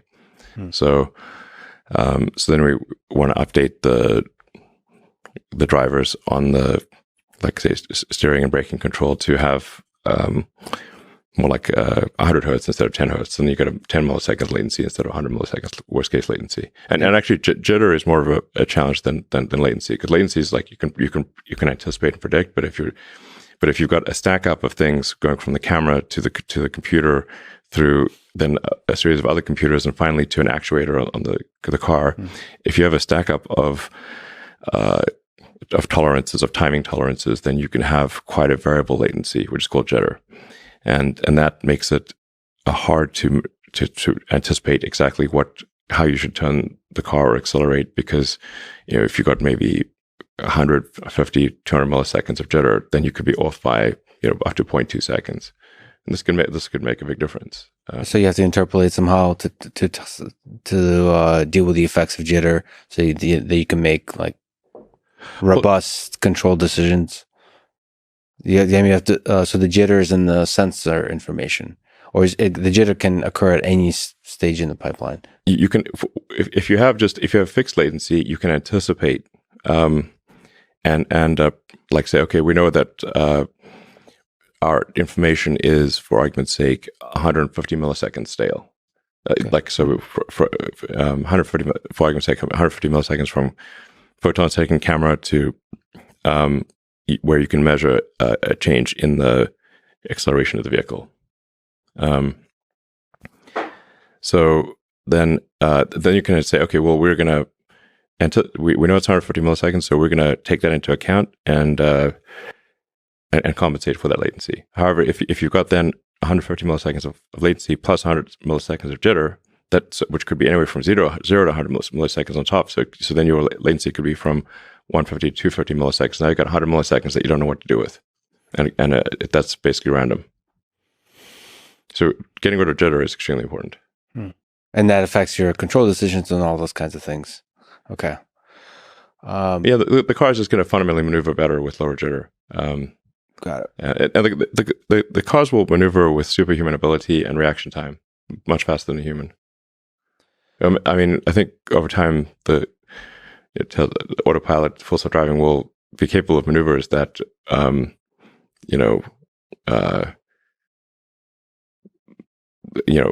far more than what like James Bond could do in like the best movie type of thing. That's exactly what I was imagining in my mind as you said it. It's like impossible maneuvers that a human couldn't do, So, well, let me ask, sort of looking back at the 6 years, looking out into the future, based on your current understanding, how hard do you think this full self-driving problem? When do you think Tesla will solve level 4 FSD? I mean, it's looking quite likely that it will be next year. And what does the solution look like? Is it the current pool of FSD beta candidates, they start getting greater and greater as they have been degrees of autonomy, and then there's a certain level beyond which they can do their own, they can read a book? Yeah. So, I mean, you can see that anybody who's been following the full self-driving beta closely will see that the rate of disengagements has been dropping rapidly. So, like a disengagement be where the driver intervenes to prevent the car from doing something dangerous potentially. So, the interventions, per million miles has been dropping dramatically. At some point, and that trend looks like it happens next year, is that the probability of an accident on FSD is less than that of the average human, and then significantly less than that of the average human. So it certainly appears like we will get there next year.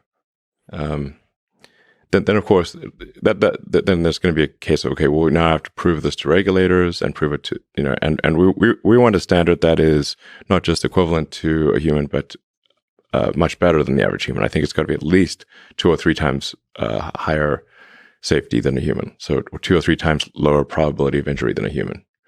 Before we would actually say like, okay, it's okay to go. It's not going to be equivalent. It's got to be much better.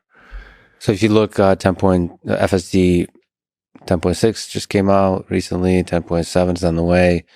Maybe 11 is on the way somewhere in the future. Yeah.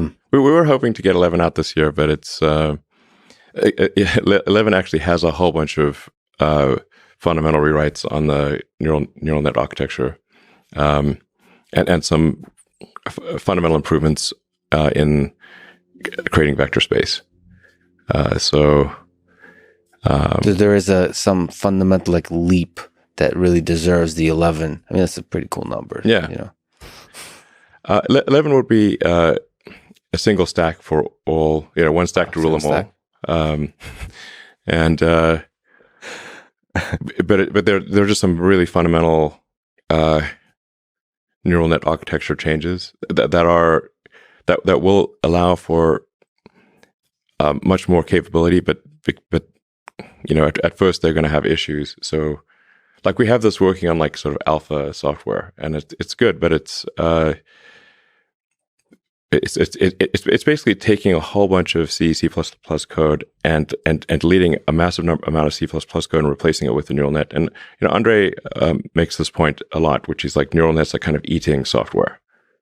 Over time, there's like less and less conventional software, more and more neural net, which is still software, but it's still comes down to lines of software. But let's just more neural net stuff and less heuristics, basically.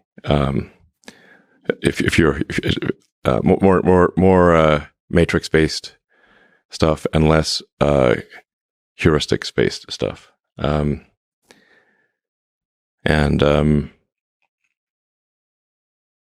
Like one of the big changes will be like right now the neural nets will deliver a giant bag of points to the C++ or C and C++ code. Yeah. We call it the giant bag of points. Yeah. And it's like, so you got a pixel and something associated with that pixel. Like this pixel is probably car. This pixel is probably lane line. Then you've got to assemble this giant bag of points in the C code and turn it into vectors. And it does a pretty good job of it, but we need another layer of neural nets on top of that to take the giant bag of points and distill that down to vector space in the neural net part of the software as opposed to the heuristics part of the software. This is a big improvement. Neural nets all the way down is what you want. It's not even all neural nets, but it's this will be just this is a game changer to not have the bag of points, the giant bag of points that has to be assembled with many lines of C++, and have a neural net just assemble those into a vector. So that the neural net is outputting much less data. It's outputting this is a lane line, this is a curb, this is drivable space, this is a car, this is a pedestrian or a cyclist or something like that. It's outputting it's really outputting proper vectors to the C control code as opposed to the sort of constructing the vectors in C, which we've done, I think, quite a good job of. But we're kind of hitting a local maximum on how well the C can do this. So this is really a big deal. And just all of the networks in the car need to move to surround video. There's still some legacy networks that are not surround video. And all of the training needs to move to surround video. And the efficiency of the training needs to get better, and it is. And then we need to move everything to raw photon counts as opposed to processed images. Okay, so which is quite a big reset on the training because the system's trained on post-processed images. So we need to redo all the training to train against the raw photon counts instead of the post-processed image. So ultimately, it's kind of reducing the complexity of the whole thing. So reducing lines of code will actually go lower. Yeah, that's fascinating. So you're doing fusion of all the sensors, so reducing the complexity of having to deal with each fusion sensor. Of the cameras. There's not like cameras, really. Right, yes. Yeah. Same with humans. Well, I guess we got ears too. Okay. Yeah, we'll actually need to incorporate sound as well, because you need to like listen for ambulance sirens or fire trucks, or if somebody like yelling at you or something. I don't know. Just there's a little bit of audio that needs to be incorporated as well. Do you need a quick bathroom break? Yeah, let's take a break. Okay. Honestly, frankly, like the ideas are the easy thing, and the implementation is the hard thing. Like the idea of going to the moon is the easy part. But going to the moon is the hard part. It's the hard part. And there's a lot of like hardcore engineering that's got to get done at the hardware and software level. Like I said, optimizing the C compiler and just cutting out latency everywhere. Like this is, if we don't do this, the system will not work properly. So the work of the engineers doing this, they are like the unsung heroes to some, but they are critical to the success of the situation. I think you made it clear. I mean, at least to me, it's super exciting. Everything that's going on outside of what Andre is doing. Yeah. Just the whole infrastructure, the software. I mean, everything is going on with data engine, whatever it's called. The whole process is just a work of art to me. The sheer scale of it is boggles the mind. Like the training, the amount of work done with, like we've written all this custom software for training and labeling, and to do auto labeling. Auto labeling is essential, because especially when you've got like surround video, it's very difficult to like label surround video from scratch is extremely difficult. It like take a human such a long time to even label one video clip, like several hours. Or the auto labeler, basically we just apply a heavy duty, like a lot of compute to the video clips, to pre-assign and guess what all the things are that are going on in the surround video. And then there's like correcting it. Yeah, and then all the human has to do is like tweet, like say this, adjust what is incorrect. This is like increases productivity by 100 or more. Yeah.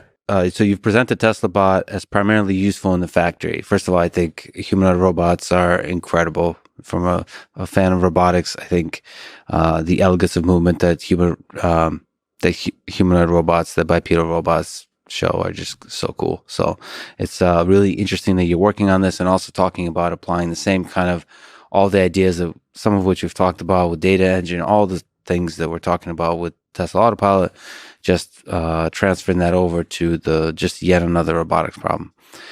I have to ask, since I care about human-robot interaction, so the human side of that. So you've talked about mostly in the factory. Do you see it also? Do you see part of this problem that Tesla Bot has to solve is interacting with humans and potentially having a place like in the home? So interacting, not just not replacing labor, but also like, I don't know, being a friend or an assistant. Yeah, or something like that. I think the possibilities are, endless. Yeah, I mean, it's obviously like it's not quite in Tesla's primary mission direction of accelerating sustainable energy, but it is an extremely useful thing that we can do for the world, which is to make a useful humanoid robot that is capable of interacting with the world and helping in many different ways. So in factories and really just I mean, I think if you say like extrapolate to many years in the future, it's like I think work will become optional. So like there's a lot of jobs that if people weren't paid to do it, they wouldn't do it. Like it's not fun, necessarily. Like if you're washing dishes all day, it's like even if you really like washing dishes, you really want to do it for 8 hours a day every day? Probably not. So and then there's like dangerous work, and basically if it's dangerous, boring, it has like potential for repetitive stress injury, that kind of thing, then that's really where humanoid robots would add the most value initially. So that's what we're aiming for is to for the humanoid robots to do jobs that people don't voluntarily want to do. And then we'll have to pair that obviously with some kind of universal basic income in the future. So I think. So do you see a world when there's like hundreds of millions of Tesla bots performing different tasks throughout the world? Yeah, I haven't really thought about it that far into the future, but I guess that there may be something like that. So, can I ask a wild question? So the number of Tesla cars has been accelerating. There's been close to 2 million produced. Many of them have autopilot. I think we're over 2 million now. Yeah. Do you think there will ever be a time when there will be more Tesla bots than Tesla cars? Yeah, actually, it's funny you asked this question because normally I do try to think like pretty far into the future, but I haven't really thought that far into the future with the Tesla bot, or it's codenamed Optimus. I call it Optimus Subprime because it's not like a giant transformer robot. But it's meant to be a general purpose helper bot. And basically like the things that we're basically like Tesla, I think has the most advanced real world AI for interacting with the real world, which we developed as a function of to make self-driving work. And so along with custom hardware and like a lot of hardcore low-level software to have it run efficiently and be power efficient, because it's one thing to do neural nets if you've got a gigantic server room with 10,000 computers, but now let's say you have to now distill that down into one computer that's running at low power in a humanoid robot or a car. That's actually very difficult, and a lot of hardcore software work is required for that. So since we're kind of like solving the navigate the real world with neural nets problem for cars, which are kind of like robots with four wheels, then it's like kind of a natural extension of that is to put it in a robot with arms and legs, and actuators.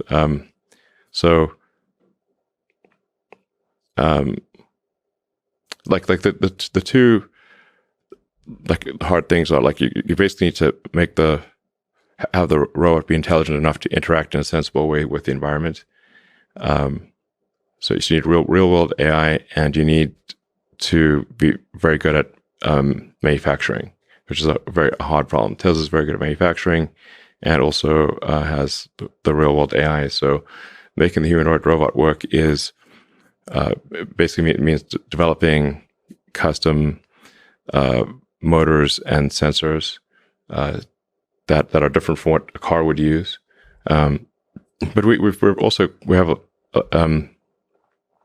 I think we have the best expertise in developing advanced electric motors and power electronics.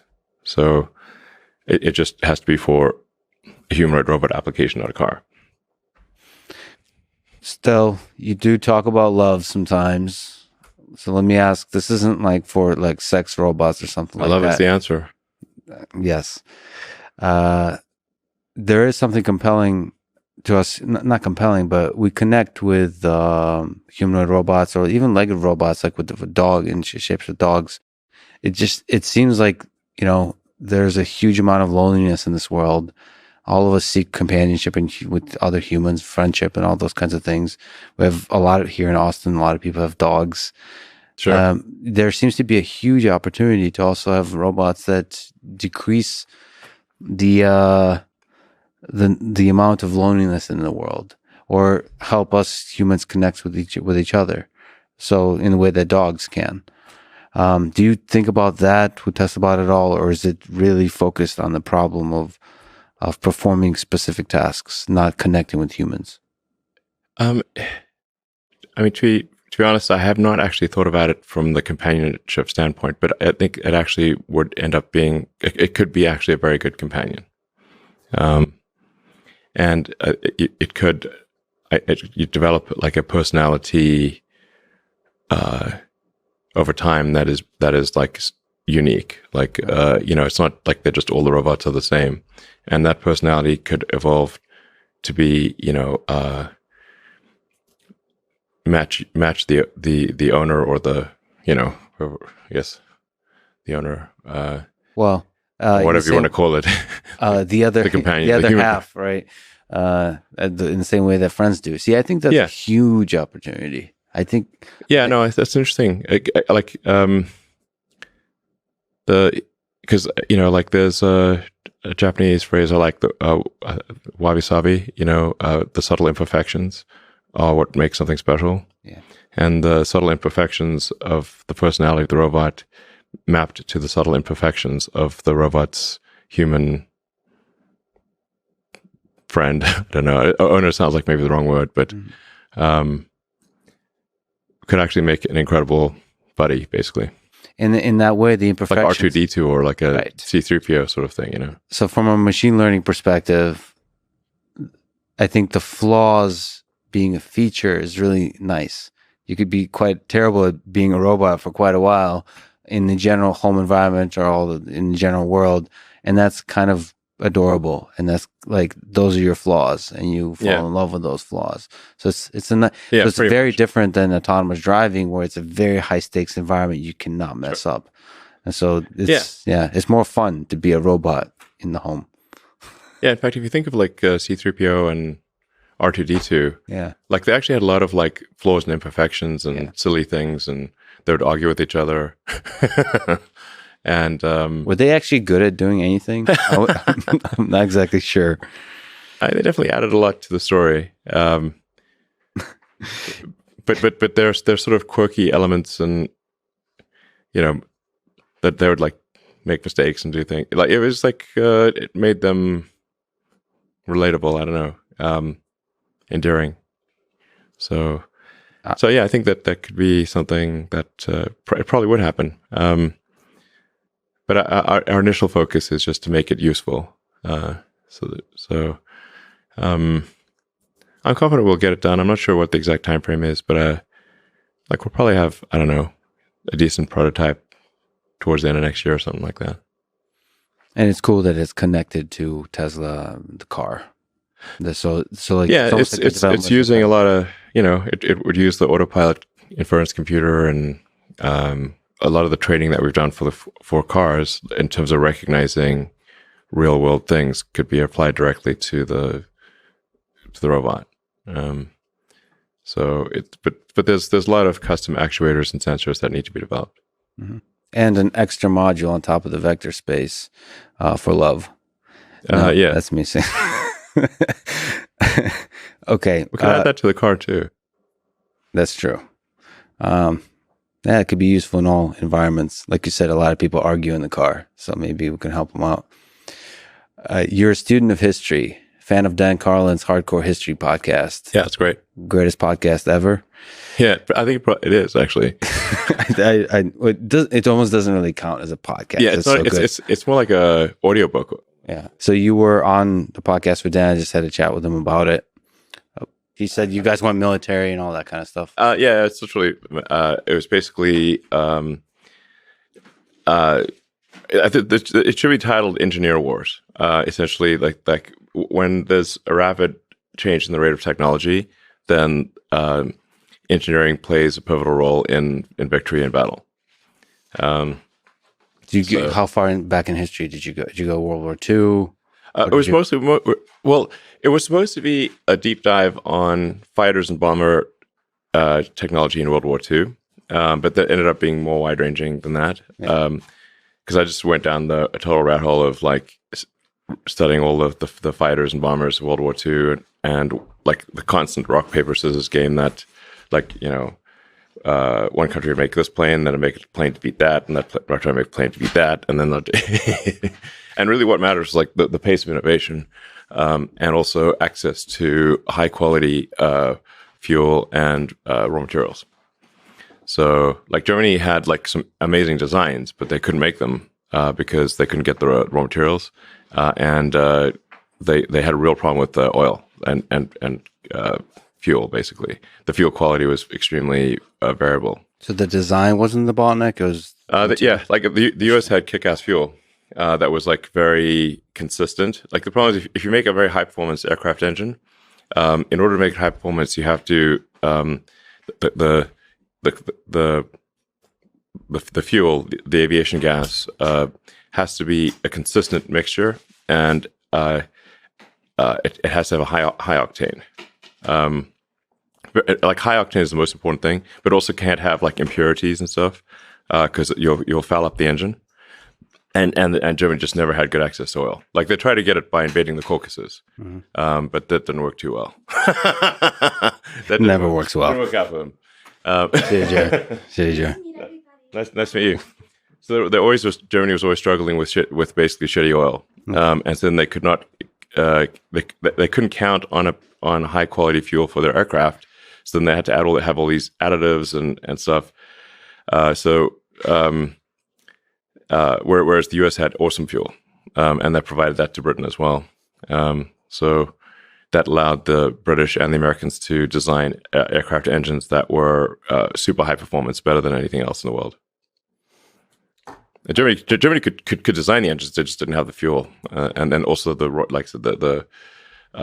quality of the aluminum alloys that they were getting was also not that great. And so, is this like you talked about all this with Dan? Yeah, awesome.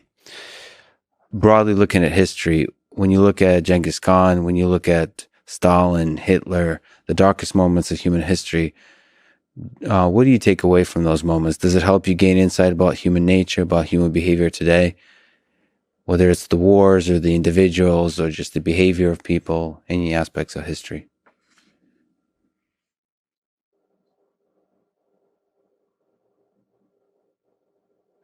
Yeah, I find history fascinating.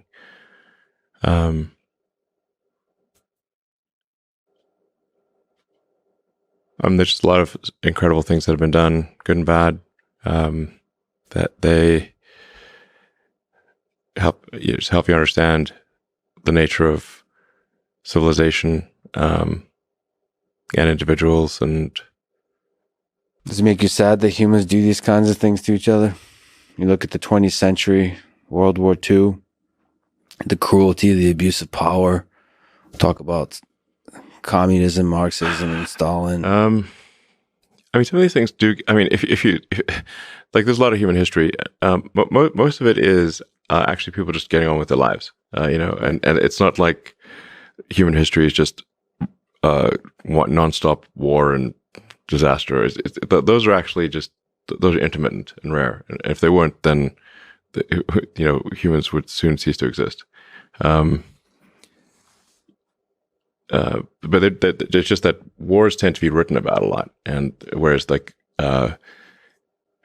something being like, well, a normal year where nothing major happened doesn't get written about much. But that's, most people just like farming and kind of like living their life, being a villager somewhere.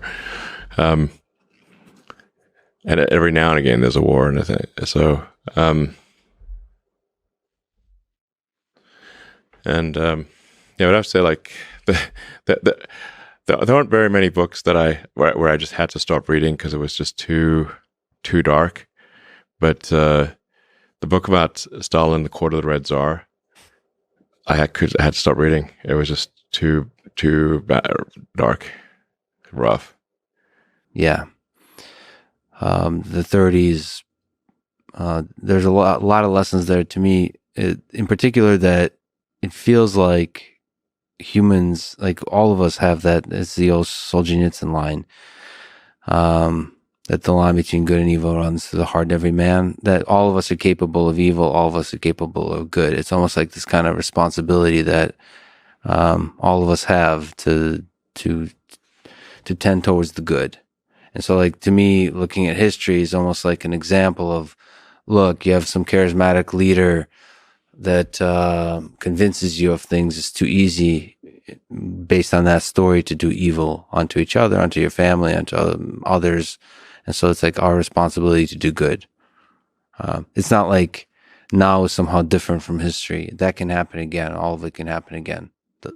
And yes, most of the time, you're right. I mean, the optimistic view here is mostly people are just living life. And as you've often memed about, the quality of life was way worse back in the day, and it keeps improving over time through innovation, through technology. But still, it's somehow notable that these blimps of atrocities happen. Sure.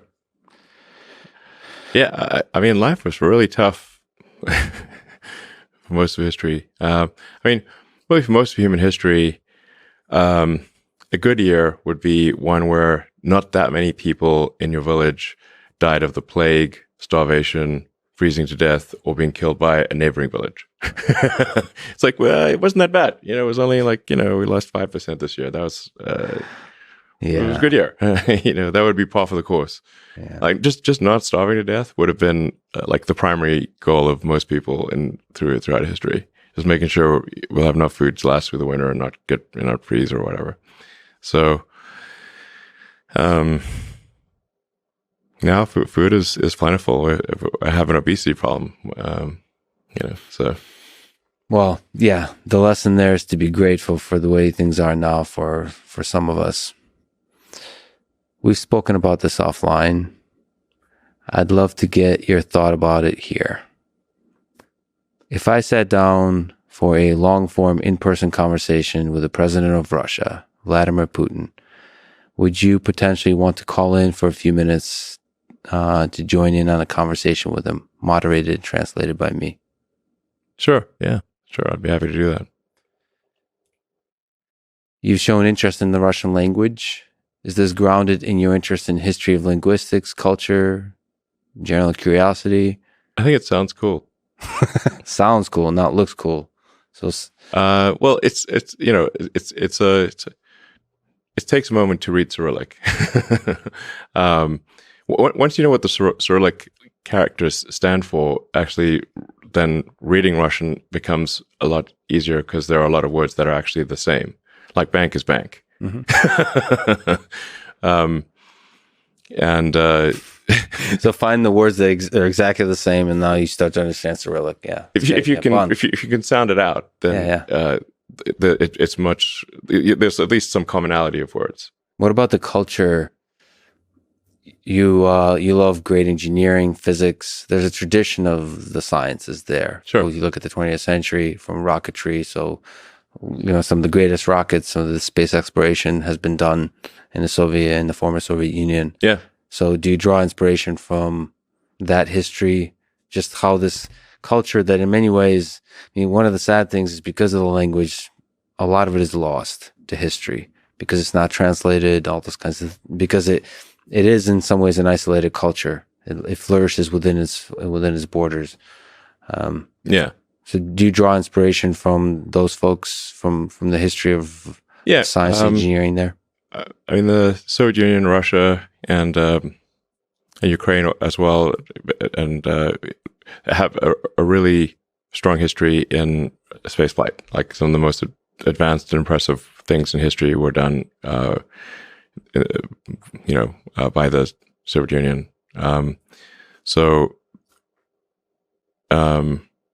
One cannot help but admire the impressive rocket technology that was developed.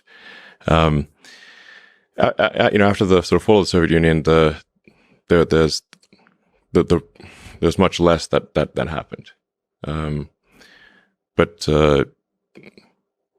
still things are happening, but it's not quite at the frenetic pace that was happening before the Soviet Union kind of dissolved into separate republics. Yeah, there's Roscosmos, the Russian agency. I look forward to a time when those countries with China are working together. The United States are all working together. Maybe a little bit of friendly competition, but I think friendly competition is good. Governments are slow, and the only thing slower than one government is a collection of governments. So, yeah, the Olympics would be boring if everyone just crossed the finishing line at the same time. Yeah, nobody would watch. Yeah. And people wouldn't try hard to run fast and stuff. So I think friendly competition is a good thing. This is also a good place to give a shout out to a video titled "The Entire Soviet Rocket Engine Family Tree" by Tim Dodd, aka Everyday Astronaut. It's like an hour and a half. It gives the full history of Soviet rockets. Mm-hmm. And people should definitely go check out and support Tim in general. That guy is super excited about the future, super excited about spaceflight. Every time I see anything by him, I just have a stupid smile on my face because he's so excited about stuff. Yeah, I love people like Tim that. Dodd is really great. If you're interested in anything to do with space, he's, in terms of explaining rocket technology to your average person, he's awesome. The best, I'd say.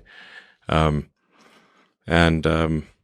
should say, part of the reason, I switched us from, Raptor at one point was going to be a hydrogen engine, but hydrogen has a lot of challenges. It's very low density. It's a deep cryogen, so it's only liquid at a very close to absolute zero. It requires a lot of insulation. It's there's a lot of challenges there.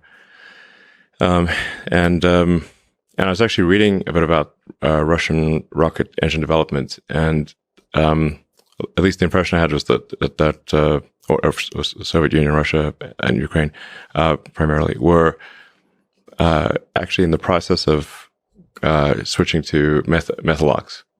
And there was some interesting test stand data for ISP. Like they were able to get like up to like a 380-second ISP with the methalox engine, and I was like, "Whoa, okay, that's actually really impressive." So, I think you could actually get a much lower cost, like in optimizing cost per ton to orbit, cost per ton to Mars.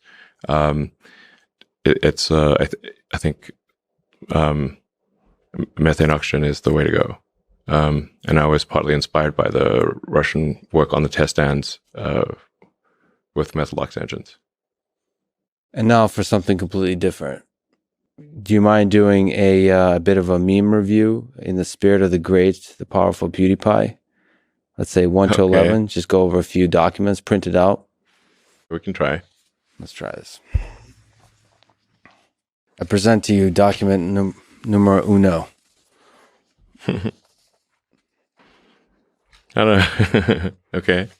Vlad the Impaler discovers marshmallows. Yeah, that's not bad. So, you get it? Because he likes impaling things? Yes, I get it. I don't know, 3, whatever. That's not very good. This is grounded in some engineering, some history.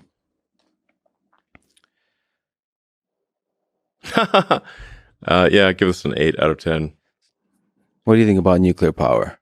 I'm in favor of nuclear power. I think it's in a place that is not subject to extreme natural disasters. I think it's nuclear power is a great way to generate electricity. I don't think we should be shutting down nuclear power stations. Yeah, but what about Chernobyl? Exactly. So I think people, there's like a lot of fear of radiation and stuff, and it's I guess the problem is like a lot of people just don't understand. They didn't study engineering or physics, so they don't. It's just the word radiation just sounds scary, you know. So they can't calibrate what radiation means. But radiation is much less dangerous than you'd think.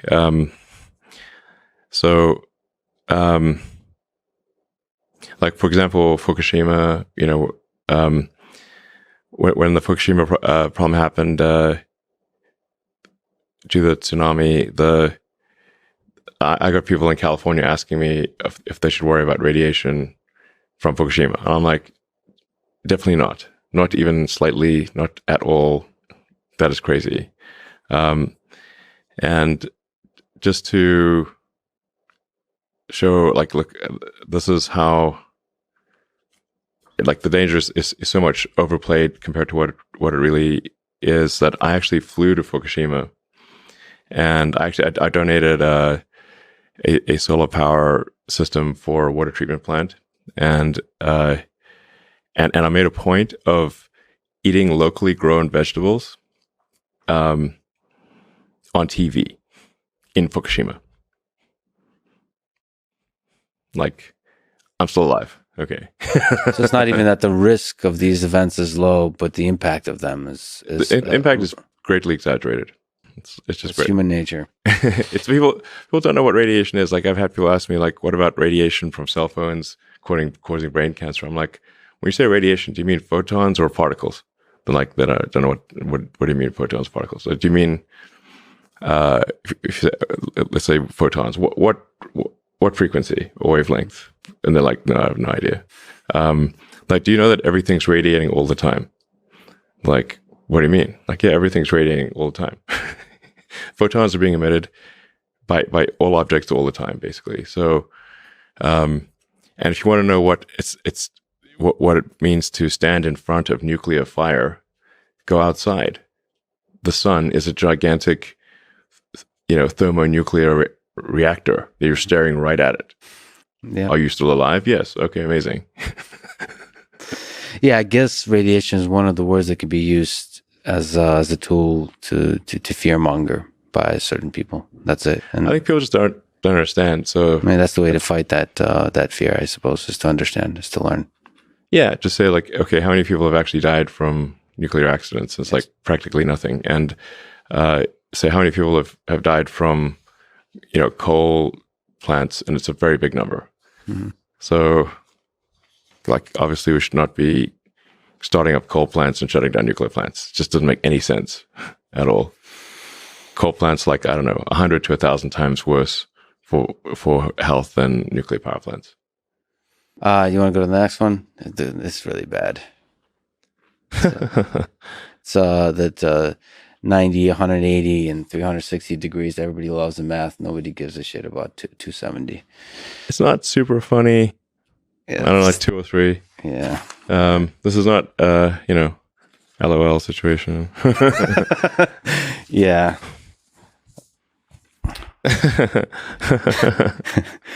That's pretty good.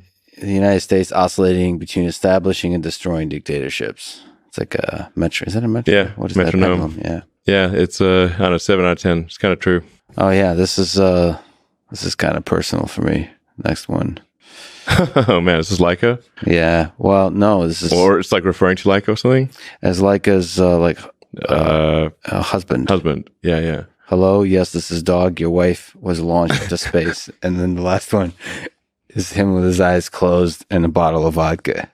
Yeah, Leica didn't come back. No. They don't tell you the full story of, what the impact they had on the loved ones. True. That one gets an 11 for me. Just Sure. the Soviet Let's get shutout. Oh yeah, this keeps going on the Russian theme. First man in space, nobody cares. First man on the moon. Well, I think people do care. No, I know, but there is Yuri Gagarin's names will be forever in history, I think. there is something special about stepping foot onto another totally foreign land. It's not the journey like people that explore the oceans. It's not as important to explore the oceans as to land on a whole new continent. Yeah. Oh, this is about you.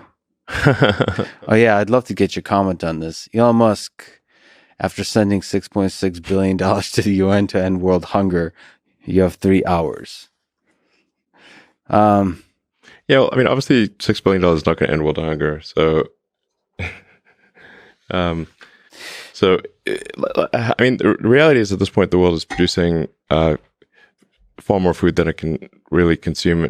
Like, we don't have a caloric constraint at this point. So where there is hunger, it is almost always due to it's like civil war or strife or some it's not a thing that is it's extremely rare for it to be just a matter of lack of money. It's like, it's like there's a civil war in some country and like one part of the country is literally trying to starve the other part of the country.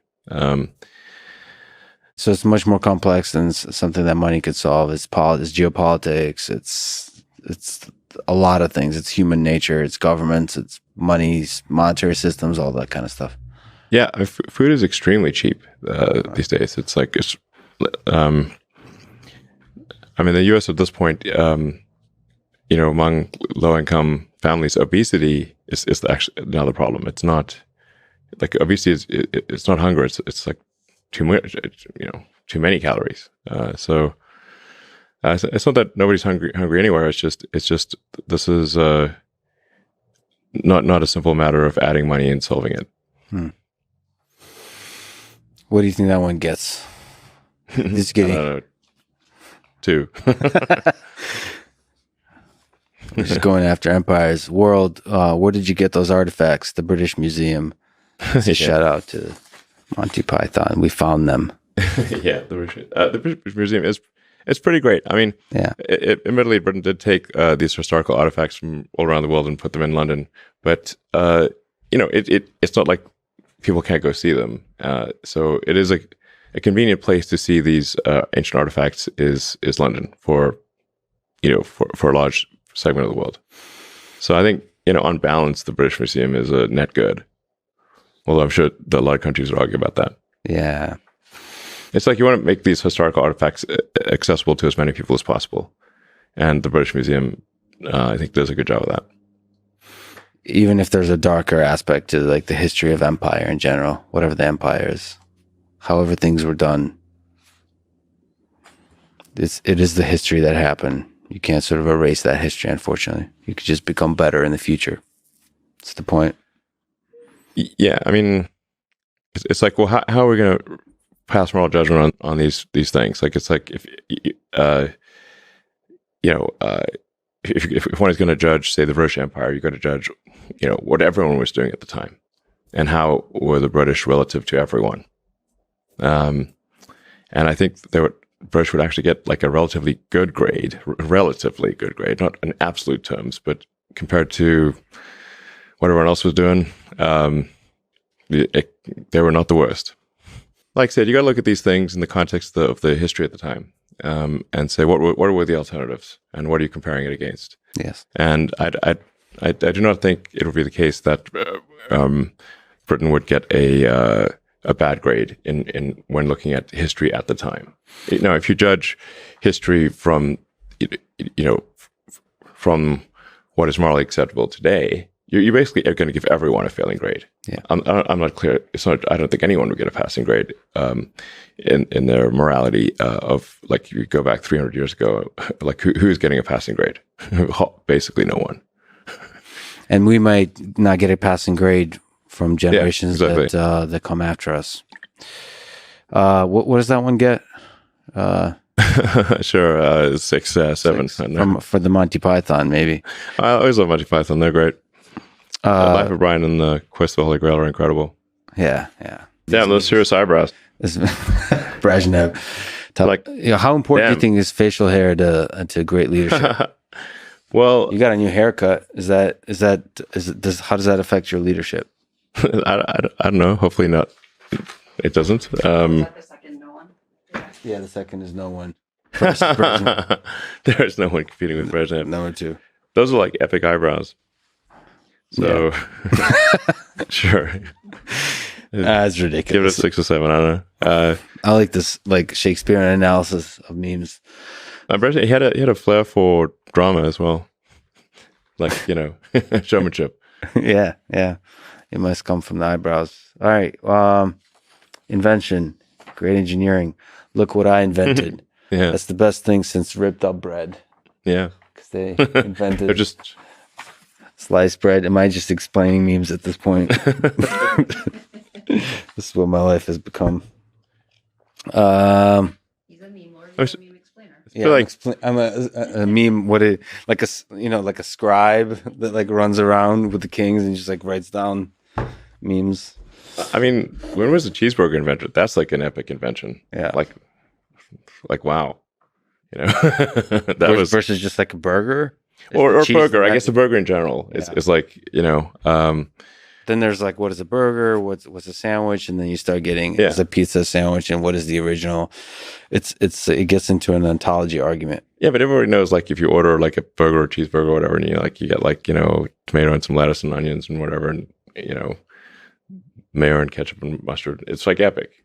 Yeah, but I'm sure they've had bread and meat separately for a long time, and it was kind of a burger on the same plate, but somebody who actually combined them into the same thing, and you bite it and hold it, makes it convenient. It's a materials problem. Like your hands don't get dirty and whatever. Yeah, it's brilliant. And between 1870 and 1900. Well, that is not what I would have guessed. But everyone knows, like, you like, if you order a cheeseburger, you know what you're getting. It's not like some obtuse, like, I wonder what I'll get. Fries are, I mean, great. I mean, they're the devil, but fries are awesome. Pizza is incredible. Food innovation doesn't get enough love. Yeah, I guess is what we're getting at. It's great. What about the Matthew McConaughey Austinite here? President Kennedy, do you know how to put men on the moon yet? NASA, no. President Kennedy, be a lot cooler if you did. Pretty much. Sure. 6 or 7, I suppose. All right. And this is the last one. That's funny. Someone drew a bunch of dicks all over the walls, Sistine Chapel, boys' bathroom. Sure, I'll give it 9. It's really true. All right, this is our highest ranking meme for today. I mean, it's true. Like, how do they get away with that? Lots of nakedness. I mean, dick pics are, just something throughout history. As long as people can draw things, there's been a dick pic. It's a staple of human history. It's a staple. Consistent throughout human history. You tweeted that you aspire to comedy. You're friends with Joe Rogan. Might you do a short stand-up comedy set at some point in the future? Maybe open for Joe, something like that. Is that really stand-up? Actual, just full-on stand-up? Full-on stand-up? Is that in there, or is that? I've never thought about that. It's extremely difficult. If at least that's what the like Joe says and the comedians say. Huh? I wonder if I could. Only one way to find out. I have done stand up for friends, just impromptu. I'll get on like a riff, and they do laugh, but they're friends too. So I don't know if you got to call like a room of strangers, are they gonna actually also find it funny? But I could try, see what happens. I think you'd learn something either way. I kind of love. Both when you bomb and when you do great, just watching people, how they deal with it. Sure. It's so difficult. You're so fragile up there. It's just you. And you think you're going to be funny, and when it completely falls flat, it's beautiful to see people deal with like that. I might have enough material to do stand-up. No, I've never thought about it, but I might have enough material. I don't know, like 15 minutes or something. Oh, yeah. Yeah, do a Netflix special. Netflix special, sure. What's your favorite Rick and Morty concept? Just to spring that on you, there's a lot of sort of scientific engineering ideas explored there. There's the favorite Rick and Morty. There's the butter robot. It's great. It's a great show. You like it? Yeah, Rick and Morty's awesome. Somebody that's exactly like you from an alternate dimension showed up there. Elon Tusk. Yeah, that's right. That you voiced. Yeah. Rick and Morty certainly explores a lot of interesting concepts. So, like, what's the favorite one? I don't know. The butter robot certainly is, it's like, it's certainly possible to have too much sentience in a device. Like, you don't want to have your toaster be like a super genius toaster. It's going to hate life because all it could just make is toast. But if, it's like, you don't want to have like super intelligence stuck in a very limited device. Do you think it's too easy if we're talking about from the engineering perspective of super intelligence, like with Marvin, the robot, like, it seems like it might be very easy to engineer just a depressed robot. Like Sure. It's not obvious to engineer a robot that's going to find a fulfilling existence. Same as humans, I suppose. But I wonder if that's like the default. If you don't do a good job on building a robot, it's going to be sad a lot. Well, we can reprogram robots easier than we can reprogram humans. So I guess if you let it evolve without tinkering, then it might get sad. But you can change the optimization function and have it be a cheery robot. You, like I mentioned with SpaceX, you give a lot of people hope. And a lot of people look up to you. Millions of people look up to you. If we think about young people in high school, maybe in college, what advice would you give to them about if they want to try to do something big in this world, they want to really have a big positive impact, what advice would you give them about their career, maybe about life in general? Try to be useful. Do things that are useful to your fellow human beings, to the world. It's very hard to be useful. Very hard. Are you contributing more than you consume? Can you try to have a positive net contribution to society? I think that's the thing to aim for. Not to try to be sort of a leader just for the sake of being a leader or whatever. A lot of the time, the people you want as leaders are the people who don't want to be leaders. So,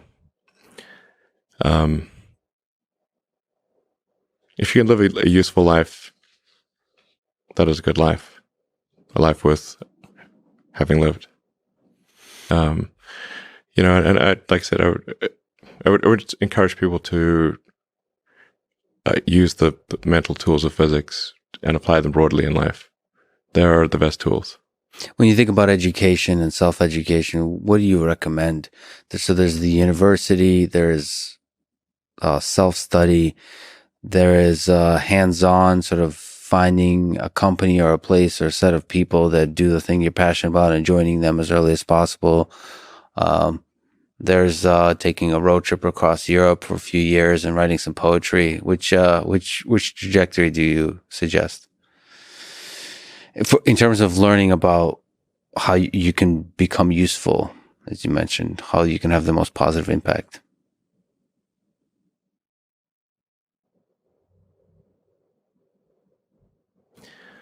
Well, I'd encourage people to read a lot of books.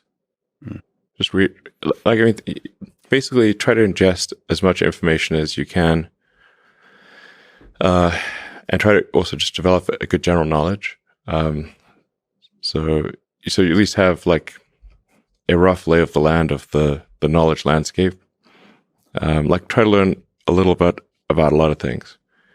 Because you might not know what you're really interested in. How would you know what you're really interested in if you at least aren't like doing a peripheral exploration of broadly of the knowledge landscape?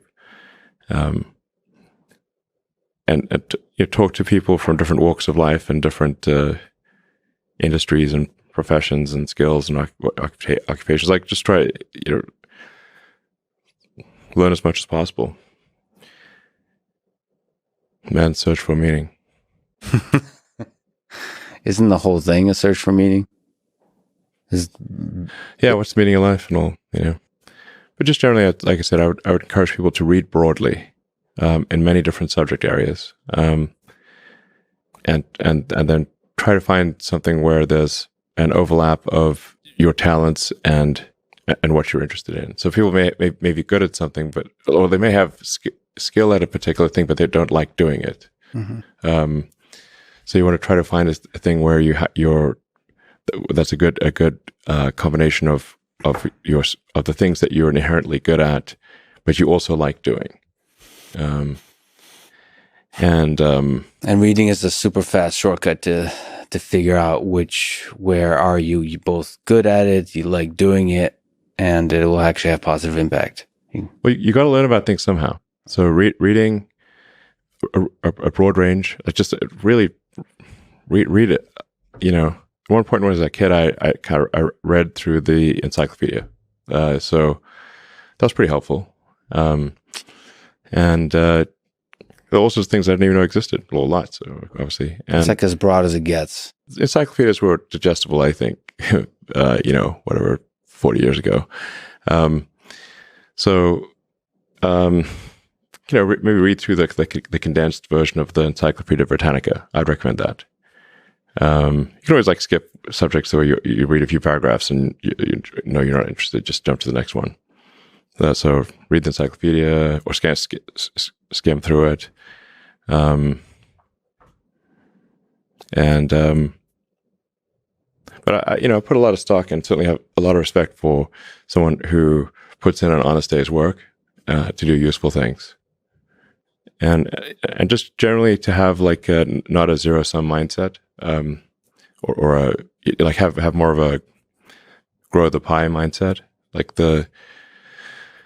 If you sort of say when we see people perhaps including some very smart people kind of taking an attitude of doing things that seem morally questionable, it's often because they have at a base sort of axiomatic level a zero-sum mindset, and they, without realizing it, they don't realize they have a zero-sum mindset, or at least they don't realize it consciously. And so if you have a zero-sum mindset, then the only way to get ahead is by taking things from others. If the pie is fixed, then the only way to have more pie is to take someone else's pie. But this is false. Obviously the pie has grown dramatically over time, the economic pie. So in reality, you can have so overuse this analogy. You can have there's a lot of pie. Yeah, pie is not fixed. Yes. So you really want to make sure you're not operating without realizing it from a zero-sum mindset, where the only way to get ahead is to take things from others. Then that's going to result in you trying to take things from others, which is not good. It's much better to work on adding to the economic pie. Maybe, so creating, like I said, creating more than you consume, doing more than you,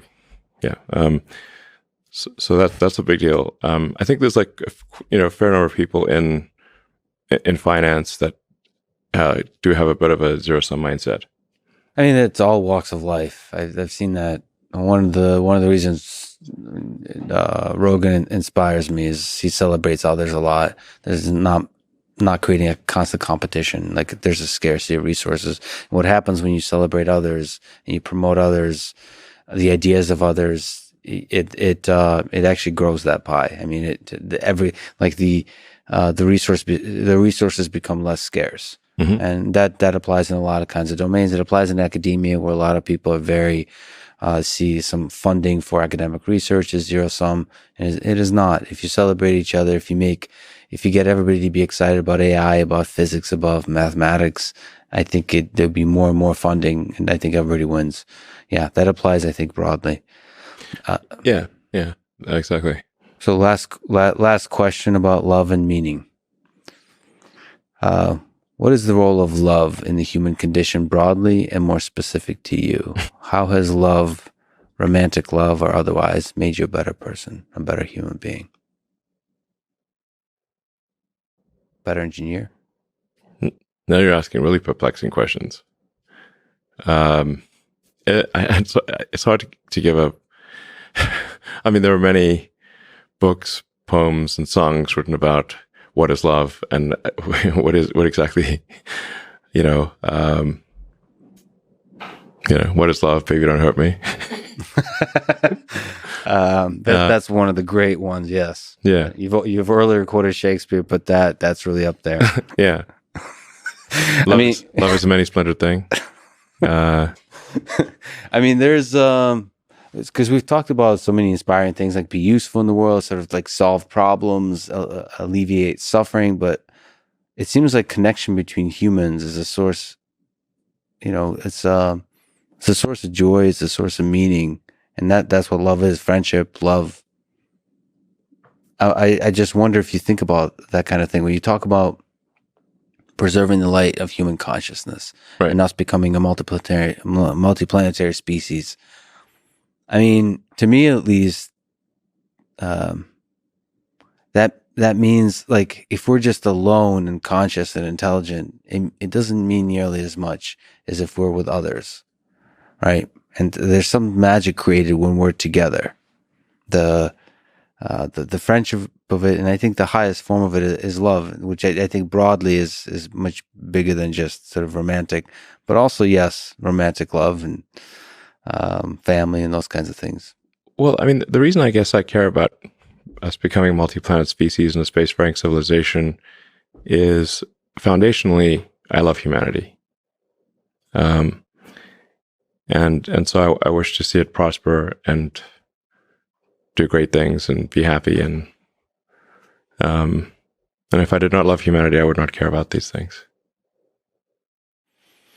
So when you look at the whole of it, the human history, all the people who's ever lived, all the people alive now, it's pretty. We're okay. on the whole, we're pretty interesting bunch. Yeah, all things considered, and I've read a lot of history, including the darkest, worst parts of it, and despite all that, I think on balance, I still love humanity. You joked about it with the 42. What do you think is the meaning of this whole thing? Is there a non-numerical representation? Well, really, I think what Douglas Adams was saying in Hitchhiker's Guide to the Galaxy is that the universe is the answer, and what we really need to figure out are what questions to ask about the answer that is the universe. Yeah. And that the question is really the hard part. And if you can properly frame the question, then the answer, relatively speaking, is easy.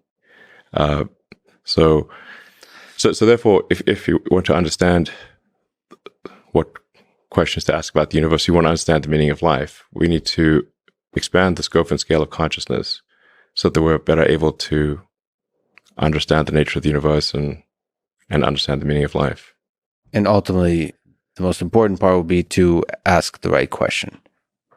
Yes. Thereby elevating the role of the interviewer. Yes, exactly. As the most important human in the room. Absolutely.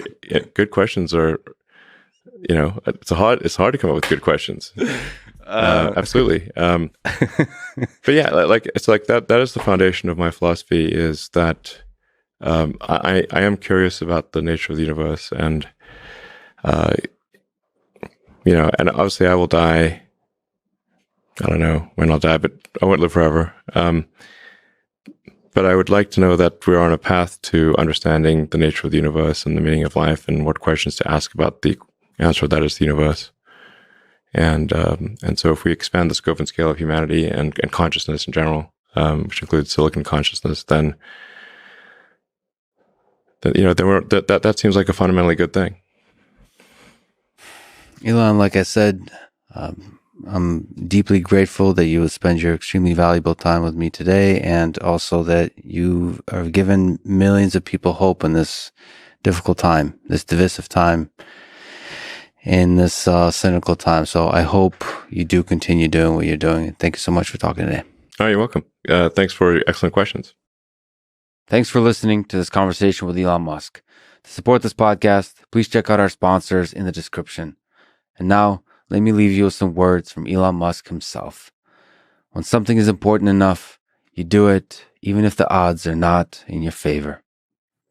Thank you for listening, and hope to see you next time.